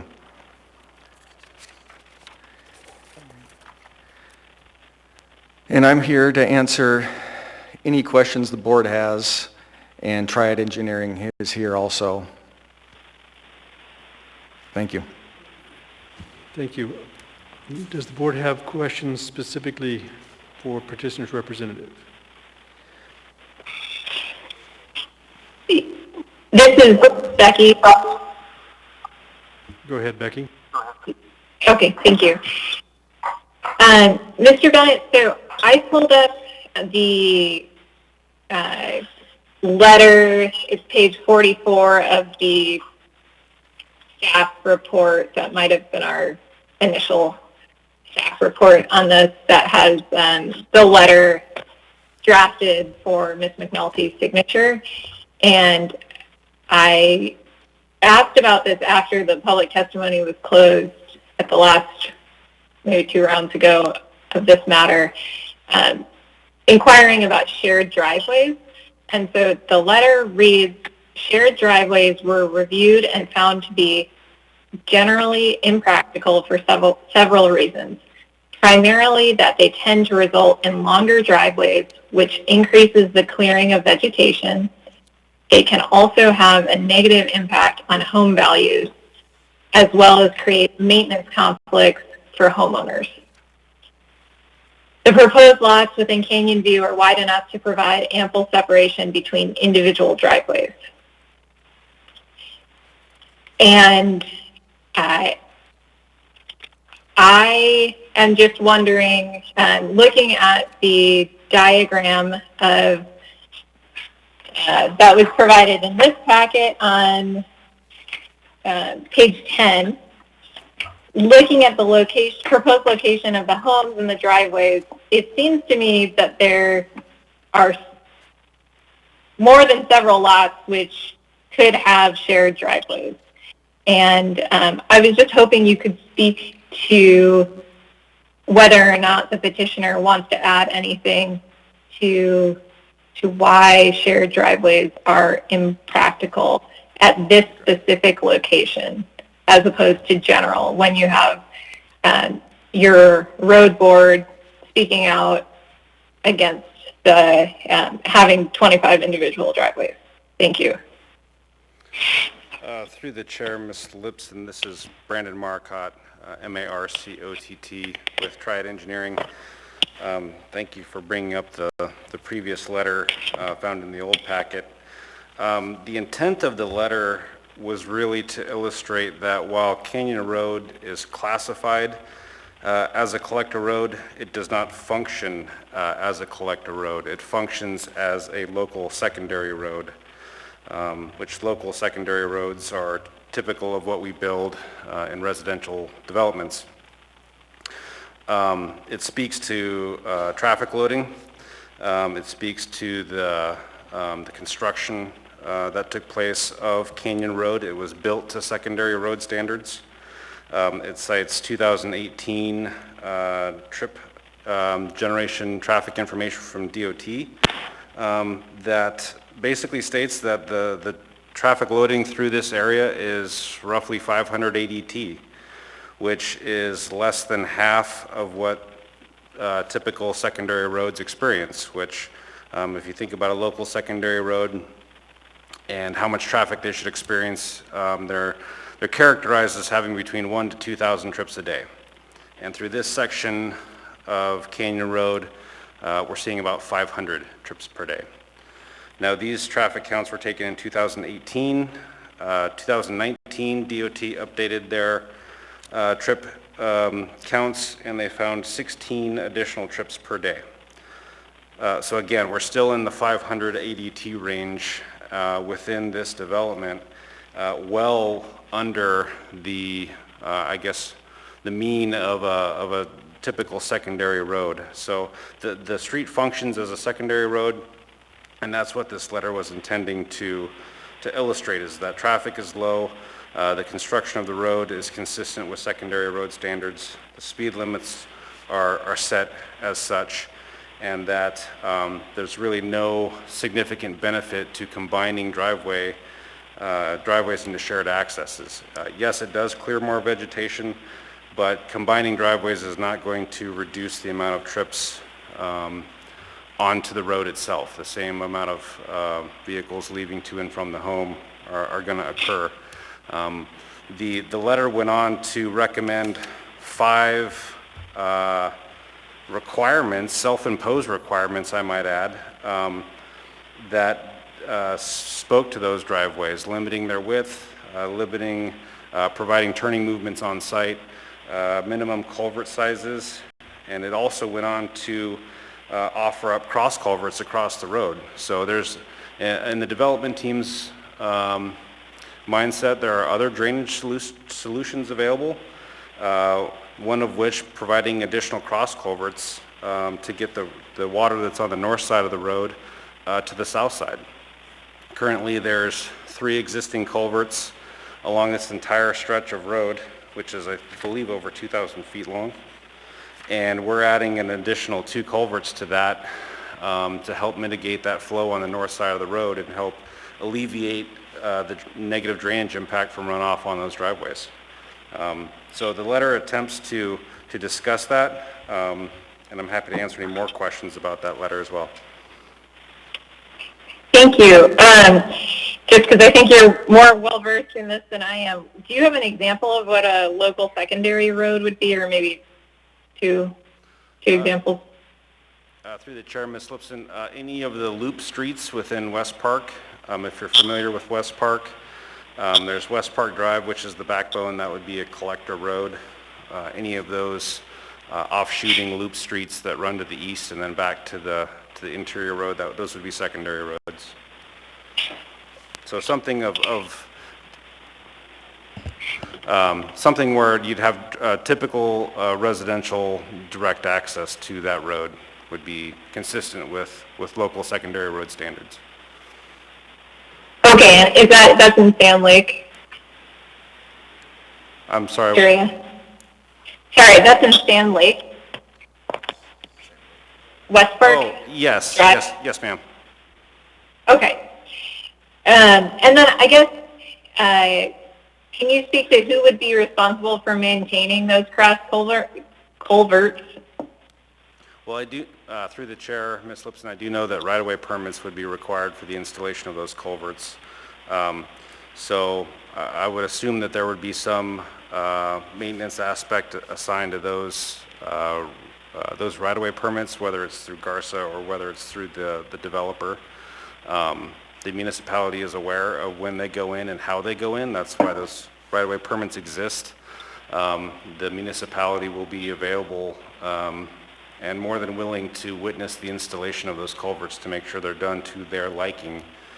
I'd also note that we have recommended the minimum size of our culverts to be 24 inches. That does not prohibit larger size culverts if necessary. If we determine that these culvert sizes need to go to 30 inches or 36 inches, there's nothing prohibiting that within these conditions. And that 5th condition says that at driveway connections where a culvert is required, and then go on to its minimum length. Have you looked into how many of these driveways are going to require, you anticipate are going to require culverts? How many will require culverts?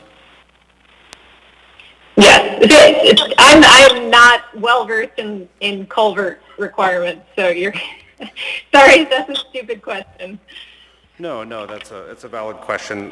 So there's a ditch along the north side of the road, and any driveways that cross that road. So you would assume that any of those lots on the north side of Canyon Road would require a culvert in order to connect into the roadway. Okay, and so so I see 14 driveways Correct. In the north side? Okay. And do you anticipate any on the south side would require culverts? I would defer to Grant, who's with me here. He's the design engineer on the project. There might be one or two. There's not generally a ditch established on the south side. So I would defer to Grant if he has some input on that. Thank you.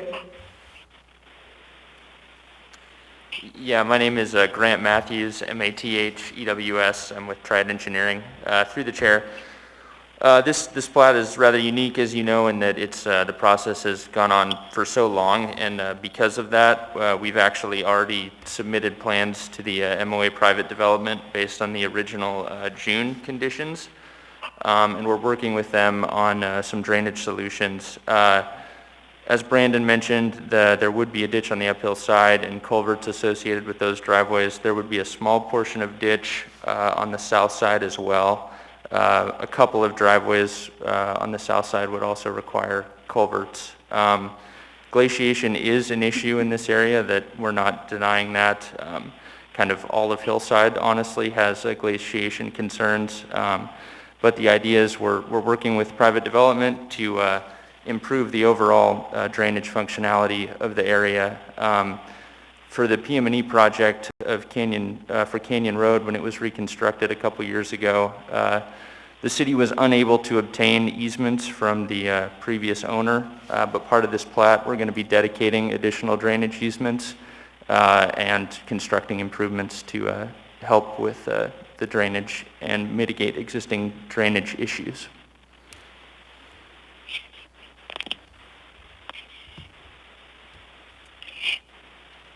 I can answer any more questions if you have them. Thank you. I don't have any additional questions. Other board members may. Thank you. Don Porter, are you with us? I am. And I let you have the floor. I think you have a question. I was just wanting to circle back on table 21.04-2, which is the minimum slope requirements based on the average slope, and I would like to ask the petitioner to explain when the final determination and what data will be used for that slope calculation. And in my mind, I want to zero in specifically on the average slope of the lot in percentage. What data will be used, and when will that calculation be finalized, before or after actual survey? Through the chair, Mr. Porter. So the average slope topo will be the Alaska Division of Geological and Geophysical Surveys. It's a LIDAR from 2015, and I believe I'd have to look. Generally, it's 3-foot grid, but it might be down to a 1 foot. But it's highly accurate, and it's part of the preliminary plat approval process for R10. We have to prove to planning that every lot meets code. And Title 21 has a average slope calculation, and that calculation, you can get different numbers based on surface used, contour elevation used, intervals used, what contour is started with, but it should always be fairly close. And typically, you can take each lot and individually make it a best case or worst case scenario by picking what contours work best for you. But typically, and in this case, I'll pick one topo line and then either go 10 foot off of it in intervals or 20 foot. And you're allowed to go to 20 foot by code. And the formula is the contour elevation, anything up to 20 foot, times the length of that contours or contours across the lot, times 0.0023, and you take that and divide it by the area in acres of the lot, and you come up with your average slope. And depending on all these factors, usually you can have a percentage. You can It could be 18 or 19%, somewhere in there.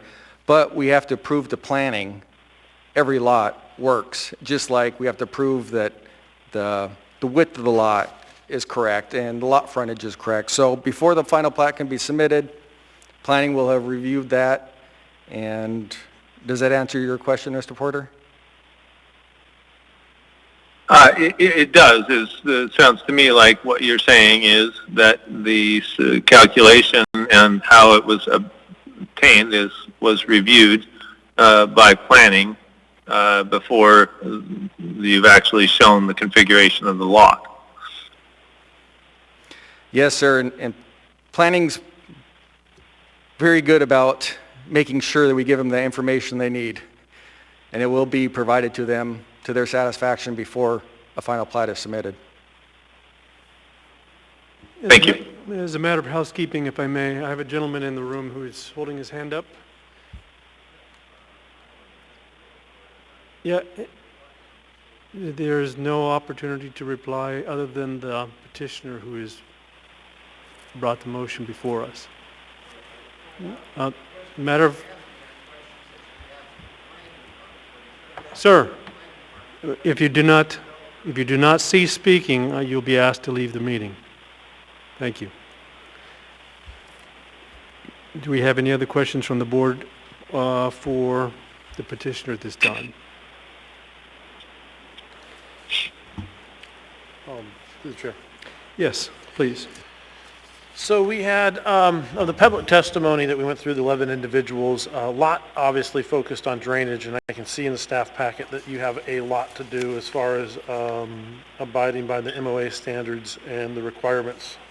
I think that's going to be quite the project. But 3 individuals made reference to that the process in which Canyon Road was determined to be a secondary road or collector status, that protocol was not followed. 3 individuals claim that either through the Glen Alps Road Board and the Board of Supervisors that they're alluding that, well, one, Mr. Burke said that you blatantly lied to the Board of Supervisors, that you lied at the community council meetings. Protocol was not followed. McNulty had made a decision before. Pretty strong worded and pretty condemning statements from 3 individuals regarding this process. Would you mind speaking to that? And then if staff has anything to input on that, if they have anything to enlighten, these seem to be pretty egregious charges that are being made here on this public testimony. I would like you to address those. Yes, sir, through the chair, Mr. Cross.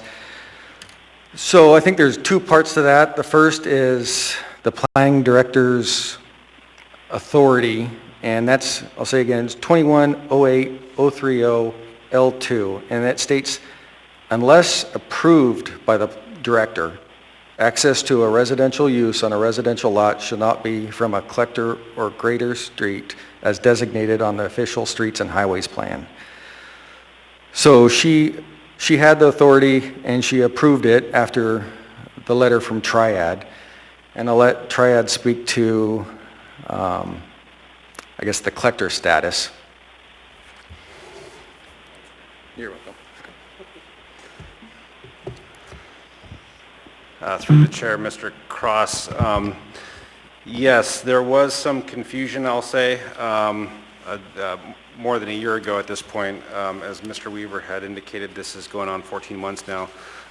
Back when we started this project and had preliminary meetings with the municipality, the design team had access to the variances that were drafted that were associated with the Canyon Road Improvement Project. Those variances requested permission to construct the road to secondary road standards. It was our understanding at the time that this basically changed the classification of the road to a secondary road. So there was a time there where we basically said, hey, this is a secondary road based upon the variance, the very significant variance that was approved during the Canyon Road improvements and was since clarified by the planning department and by traffic that because the variance was approved, it does not change the classification of the road. We've had that discussion with traffic. So if our presentation was because it was a secondary road, it was our understanding early on that this variance was approved, and we had thought that the classification of the road at that time was a secondary road, but that has been clarified, and we understand that it's classified as a collector road. However, the variance approval and the functionality of the road, we continue to understand that it actually functions as a secondary road. He made a statement that that we didn't follow protocol in these changes, and that typically when these are done, that it goes through the Glen Alps Road Board and through the Board of Supervisors, and that their input was negated. Through the chair, Mr. Cross, I would defer to staff on the protocol as far as the road board goes.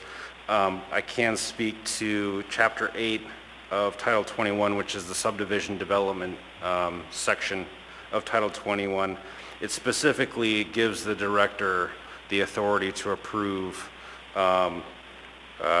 residential access to collector roads. And so it's illustrated in my letter on page 42 of the old packet. And so the protocol was followed, that the petitioner has to initiate that request. You wouldn't, planning made it clear that we don't take that through to the platting board level review, that request has to be initiated first to the planning director, and that she would either approve or deny that request. So that's why the letter's here in the packet. So as far as I understand, the 2108 section protocol has been followed, but I would defer to staff as far as the discussions with the road board. That's something that's not typically bestowed upon the petitioner that I'm aware of. Okay, thank you. Through the chair, Dave Whitfield, current planning manager, request to speak. Yes, Mr. Whitfield, please do. Yes, thank you. Through the chair, to Mr. Cross's question, to provide some insight as to what took place with consideration of direct access to the collector roadway. The petitioner is in fact correct. The request needs to come from the property owner, and it needs to be addressed to the planning director. This is a decision that wasn't made in a box. It wasn't made in a closet. It was with close consideration from comments from private development, from the traffic department, from engineering analysis of the petitioner, and following those conversations, and I'll say that there were several, the planning director decided to approve direct access, and it was in the public's best interest to do so. We, following that decision, did meet with the Glen Alps Road Board. They provided us with their thoughts. The planning director disagreed and decided to uphold her original decision to allow direct access to the collector and allow the plat to move forward to the platting board. Thank you. Thank you. Thank you. Mr. Chairman? This is Becky, through the chair. Can I ask Whitfield a follow-up question to that? Ms. Lipsum, you have the floor. Thank you. Mr. Whitfield, so were there, because I think part of this problem is the optics of having the director sign a form that is written by the petitioner. Were there after I'm interested in finding out if after the discussions with the road board and board of supervisors, were there any other considerations that the director made that caused her to not withdraw her approval?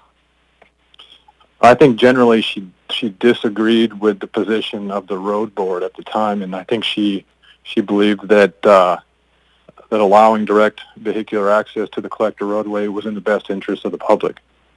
And so for those reasons, she decided to uphold her original decision.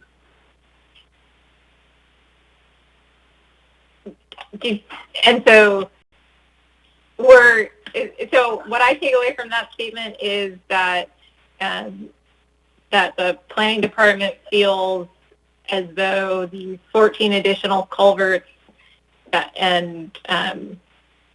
are going directly onto the road, that it is in the public interest to have that type of direct access as opposed to some type of shared access? Well, the shared access wasn't presented at the time. I think we considered drainage in the area. We had, there were discussions about the drainage problems that existed in the area, and the cut and fill that would be required to establish new roadways and new driveways. And we felt that that the cut and fill and building of new roads would exacerbate the drainage problems, and that providing direct vehicular access to an existing road, given the traffic counts, given comments that came from traffic departments as well as private development and the municipal engineer, we decided, or I should say the director decided to grant approval of that direct vehicular access. I appreciate that response. From a planning perspective, does the planning department have general feelings on shared access? Well, I mean, I think in some situations shared access is appropriate. I think that in this case the petitioner provided some compelling arguments for why it might be problematic. I mean, certainly shared access requires two property owners to work in harmony with each other and maintain a driveway together.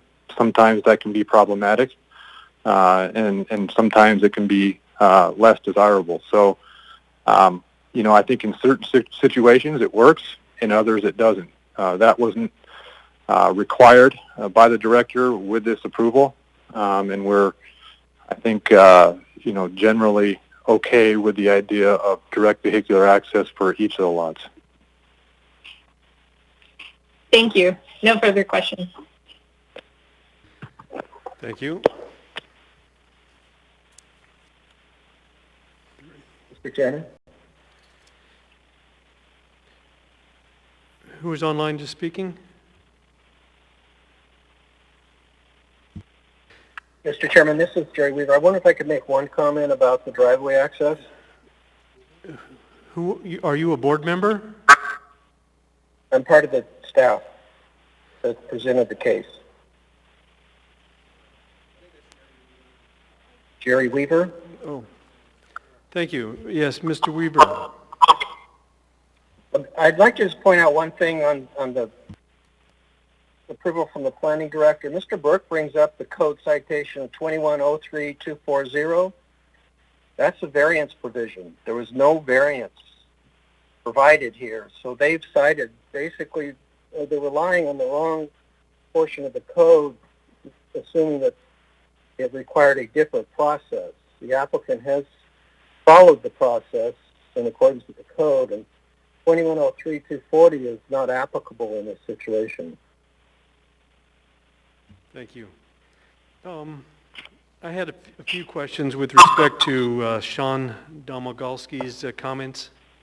He's the property owner, I think, to your northeast. Are you familiar with him? And as I recall, he provided testimony under questioning that indeed he had access from another route farther on up the road. Is that what you recall? Page 45, at the bottom of the page, G, speaks to when 45G speaks to when the board discussed this. And also, the petitioner has offered to sell one of the lots at fair market value to this individual. And if you look at the slopes going up, he is northeast, and the slopes up there on his lot are about 60%, between 50 and 60%. And there's no physical way to get a legal driveway from Canyon up there. And that was discussed, as you can see back on page 45.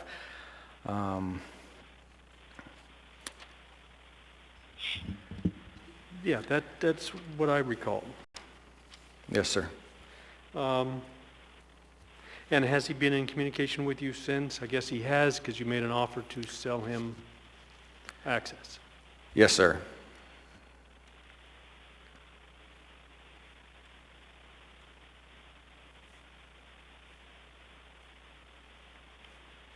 Are there any other questions from the board at this time? If not, then we'll go ahead and close the public hearing, and the matter will rest with the board.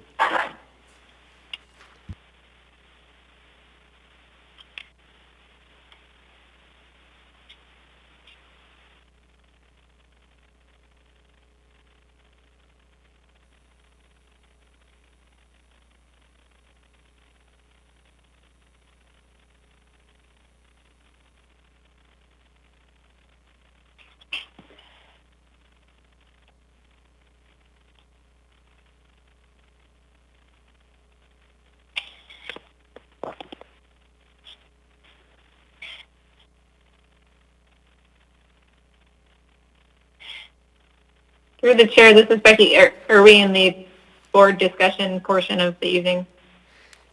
Yeah, I thought we would try and get a motion on the floor first before we begin discussing, if we could. Understood. Okay, I will And go back to muting. And I'm wondering whether or not we need to have motions to revisit the denials of those variances, because those aren't really under consideration now, are they? Mr. Chair, I would vote on everything that's on those pages. A, B, C, D, and E with all the sub-portions of E? Yes, and then the addition of the number 20, because all this will come back in as the conditions of approval, as the original, just like the original. So it's going to include everything. Okay. So with that, we will start off with, may I have a motion to approve the denial of the... Well, is there a request, though, anymore? I mean, I don't know how we have a request. No one has made a request today to have that item that was denied previously to be reconsidered. Through the chair, Dave Whitfield, current planning manager, request to speak. Please do, Mr. Whitfield. Yeah, thank you, Chair. With respect to the variances and vacations, staff put those in for consideration by the board. If the board feels as though those issues have been addressed with the previous denials, they could state that as a finding of fact and move on to the plat. Thank you. So I guess I would, in my view, especially since how the plat that's been presented, when we reopened it for consideration based on the changed circumstances of having these denials be effective and the public not getting to see what that plat looks like. The petitioner has now responded by giving us a copy of what does that plat look like without these items, and they are not asking in their request for those items. So I think we can address these issues on an issue of finding of fact. Is there anyone else that would agree with that, or do you want to? I would. Do we just do a motion? I can make a motion that A, B, and C, I move that that has been dealt with, that those have been denied, and... Okay. Go ahead. I would second that motion as a finding of fact. Yeah, as a finding, I just move as a finding of fact that the A, B, and C have been denied from a previous previous platting meeting, and those are not required to be addressed at this time. Yeah, I think that general consensus that we're just making the finding of fact that those three items are not being reasserted into this matter. The petitioner has responded to our reopening by giving us the plat without those items, and they are not being requested to be reconsidered. So we will move on to approving the phasing plan. May we have a motion to approve the phasing plan?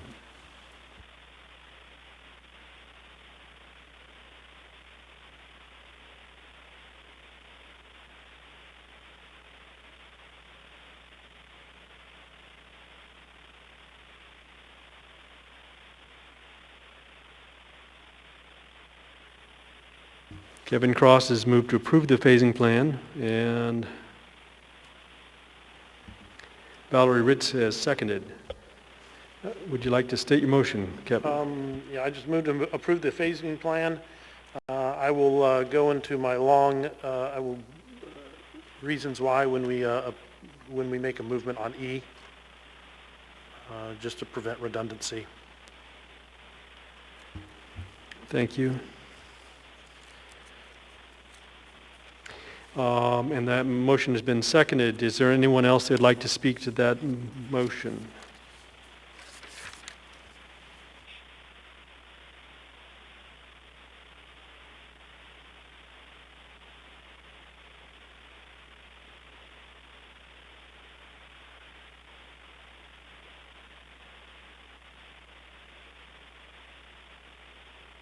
I will go ahead and call the vote on that. Ms. Lipson? Yay. Mr. Porter? Yay. Ms. Weltine? Yay. Mr. Cross? Yay. Mr. Seward? Yay. Ms. Ritz? Yay. And Chair Walker? Yay. Thank you. May we have a motion to approve the plat for 60 months following subject to conditions?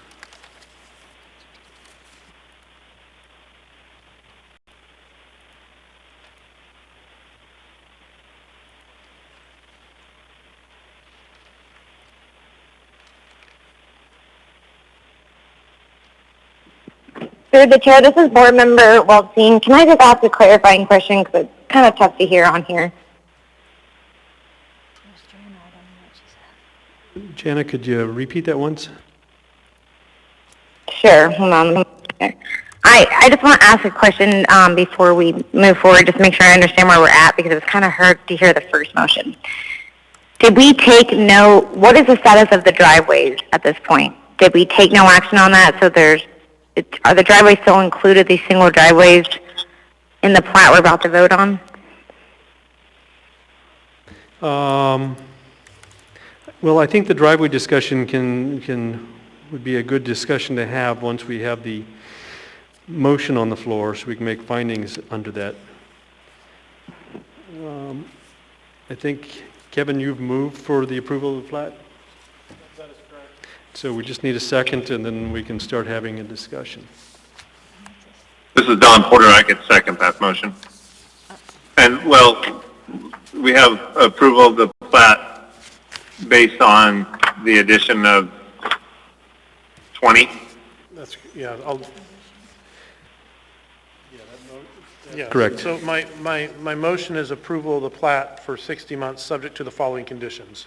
Conditions 1, 2, 2A through F, 3,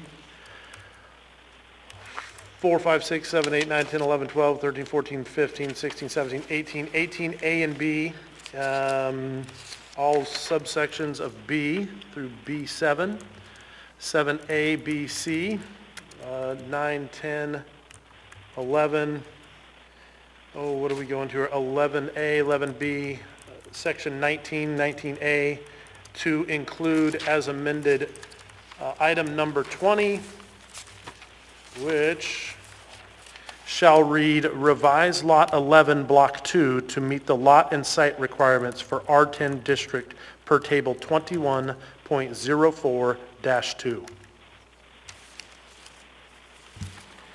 And Don Porter has seconded that motion, and so now is a good time to make findings and have discussion about the board's reasoning. I move to support this and for two reasons. One, there was 11 pieces of public testimony, and they primarily revolved around, one, the major concern, which is most definitely drainage. I think it's important to note to the public that they understand that just because we approve this plat does not mean that these properties may ever get built. We approve the plat based on the lot locations, and then once they have that approval, then it's advantageous for them over the next 5 years to then start investing a considerable amount of money on whether or not this is a conceivable plan. First, you have to make sure you know where the lot lines are going to be before you start drilling holes and expending a lot of money, because you may not have put them in the right places. So the plat then approves, and then we go into their due diligence over the next 5 years, which is kind of like when you make an offer on a house, you didn't do your home inspection and everything, doesn't mean you're necessarily going to buy it. Just because we approve it doesn't mean you're necessarily going to build it. They then have to do their due diligence. That due diligence regarding the drainage is pretty extensive. In fact, in my years of almost, 3 years on the planning board, I can probably count on one hand one that I've seen that has such rigorous standards regarding drainage.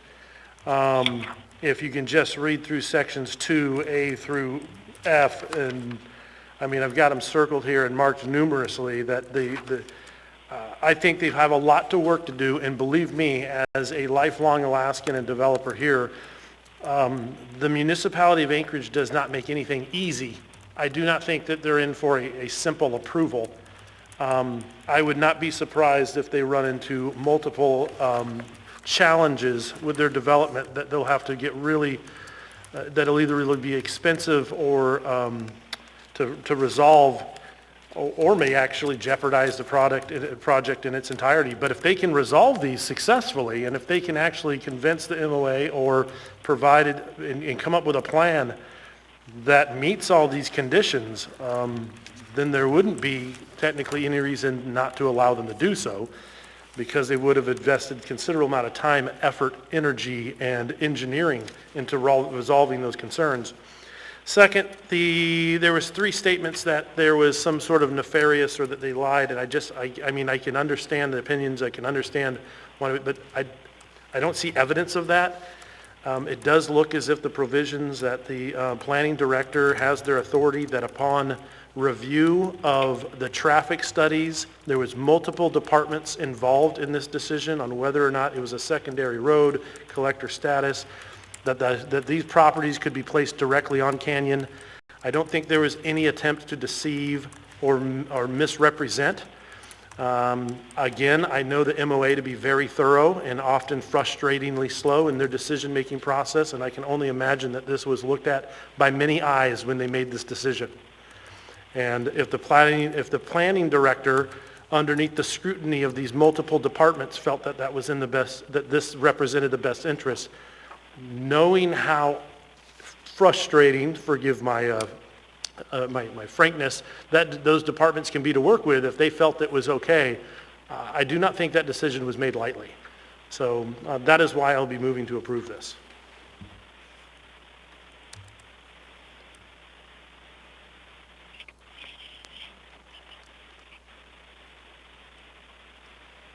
This is Becky. Through the chair, I did not ask permission to speak. May I speak? You have the floor, Becky. Go ahead. Okay, wonderful. So I agree with Kevin in that I look to the planning department to have these types of hard discussions with shareholders in large part prior to these hearings, and I recall speaking out extensively, possibly rambling about my opposition to the driveways this summer because it seemed to me like there could be a more elegant solution in terms of shared driveways, and I continue to not believe that the financial viability argument is persuasive. It's not persuasive to me. However, I do not have the experience that the planning department has in making these types of decisions, and I don't feel like I would be second guessing the conversations that the director had with those shareholders and Mr. Whitfield's testimony that those conversations after the after the road board found out about the approval, that those conversations happened and that the director's opinion did not change. That's persuasive to me. I would encourage the planning department to, I understand you're getting you have a lot of decisions to make and a lot of correspondence on these types of matters. Having the director simply sign concurrence on a persuasively written letter from the petitioner, I think has bad optics for the general public and the road board, and it would be nice to be able to hear from the director herself as to why she made her decision. So I will be supporting this this plat.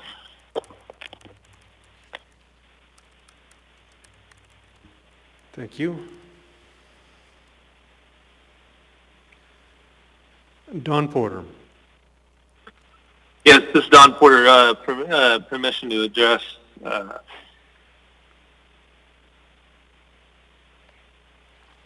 Thank you.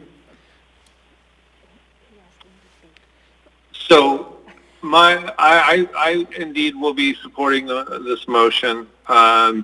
We have heard a lot of testimony, and I'm going to hit on a couple of highlights that may or may not actually be within the purview of this reconsideration.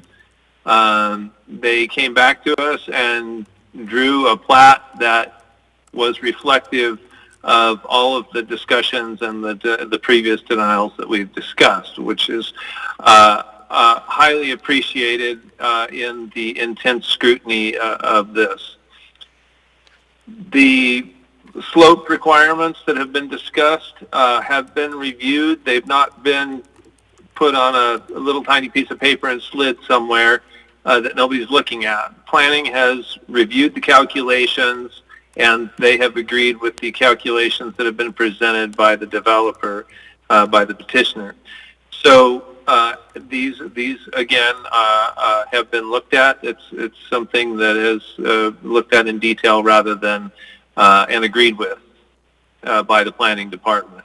It's not just a simple assertion and, oh, believe me, trust me. It's been reviewed. The decision to make this an allowable driveway for each lot, it is addressed by requirement 2E, where it specifically states that lots 1 through 14 and on and on, each lot will be limited to a single driveway. The driveways will be designed to a municipal driveway standard with an area for turning around, allowing access to Canyon Road in a forward motion. The maximum width for all the driveways at the intersection of the right-of-way is going to be 20 feet. So they have made very specific provisions for traffic safety and pointing out that the collector status is usually applied to roads that are over 2,000 ADT, average daily traffic. In this case, the average daily traffic is less than 1,000 with current counts. So this road does not comply as being a local collector. It is a local street, not secondary. Anyway, so that is one of the reasons why I will be approving this. The McNulty's decision, based on many factors, but most certainly the fact that it qualifies as a local roadway regardless of the classification. And the municipality will be reviewing each driveway for traffic safety. Combined driveways is not going to increase the safety nor the amount of cars moving onto the roadway. There will still be the same amount of lots. We've also heard a lot about drainage. And in reality, the road will have to accept the drainage, and there will be culverts. Those are 24-inch culverts that are being required. And those are actually quite large for this type of situation. So every decision that's being made is not being made in a vacuum. It's being made with review and consent of every municipal agency following the Title 21 and all of the other municipal requirements, as Kevin has pointed out. And each of the requirements that are stated in our approval, it goes into detail on some of the minutia that we want to make sure is entered into the record and corrected, and the developers have to abide by those requirements. I probably missed a few things, but that in sum total is that we have to trust the professionals within the municipality that are reviewing this, that it meets code. And I so do. Thank you. Thank you. With respect to the Collector Road, secondary road decision that was made by the municipal official, I remember having that discussion before. We addressed the issues that this property is unique in its drainage problems, as well as the steepness of the back area and the area that's undevelopable on the property. And those were some of the reasons why, including the traffic count that was previously provided and provided again at this hearing. I don't really see that, though, that issue has really been up for review. That wasn't the motion that had been filed before us. The motion filed before us was only with respect to new evidence relating to what would the plat look like. What would the plat look like without the 3 exceptions that were provided? And so I wouldn't say that we need to readdress that. And I think that we would have ratified the same decision or come to the same decision as a municipal official had it come to us and been our decision to make. The slope issue, I believe, has also been addressed in our notes. There's only one property that needs to be corrected from planning's report. And I would be supporting the motion to approve the plat as it's been presented. Is there any other findings or comments from any of the board members?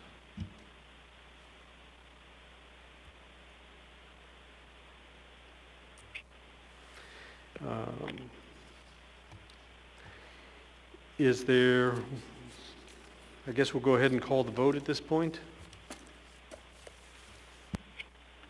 Ms. Lipson? Yay. Mr. Porter? Yay. Ms. Weltine?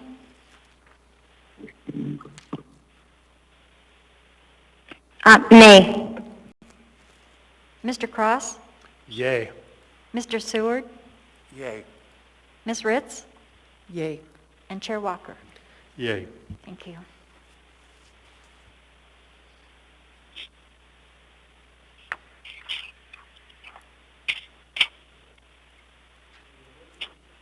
The motion has passed. That completes tonight's business. Are there any persons to be heard? Are there any reports? This is Becky Lipsom's final meeting, and her service on the board has completed.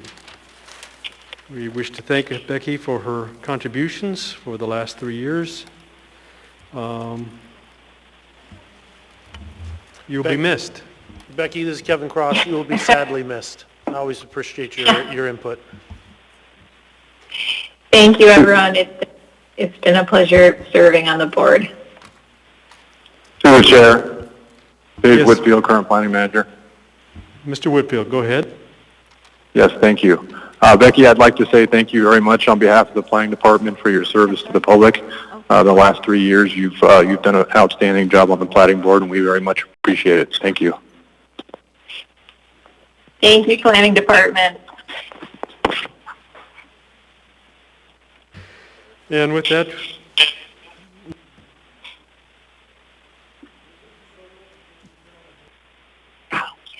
Hello. Jenna, are you still with us? Ms. Yeah, I'm still here. I'm on mute listening. We wanted to clarify your vote on the matter. Yeah, I voted nay on it. Yay? No, nay, N-O. You voted nay. Yes, sir. Yes, sir. Yes, sir. Nay. She had a no vote.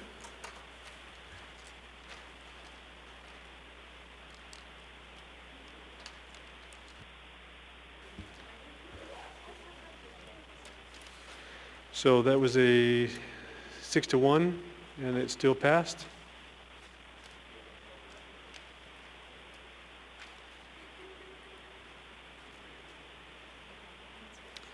And the record therefore reflects 6-1, and the motion has passed. With that, we stand in adjournment.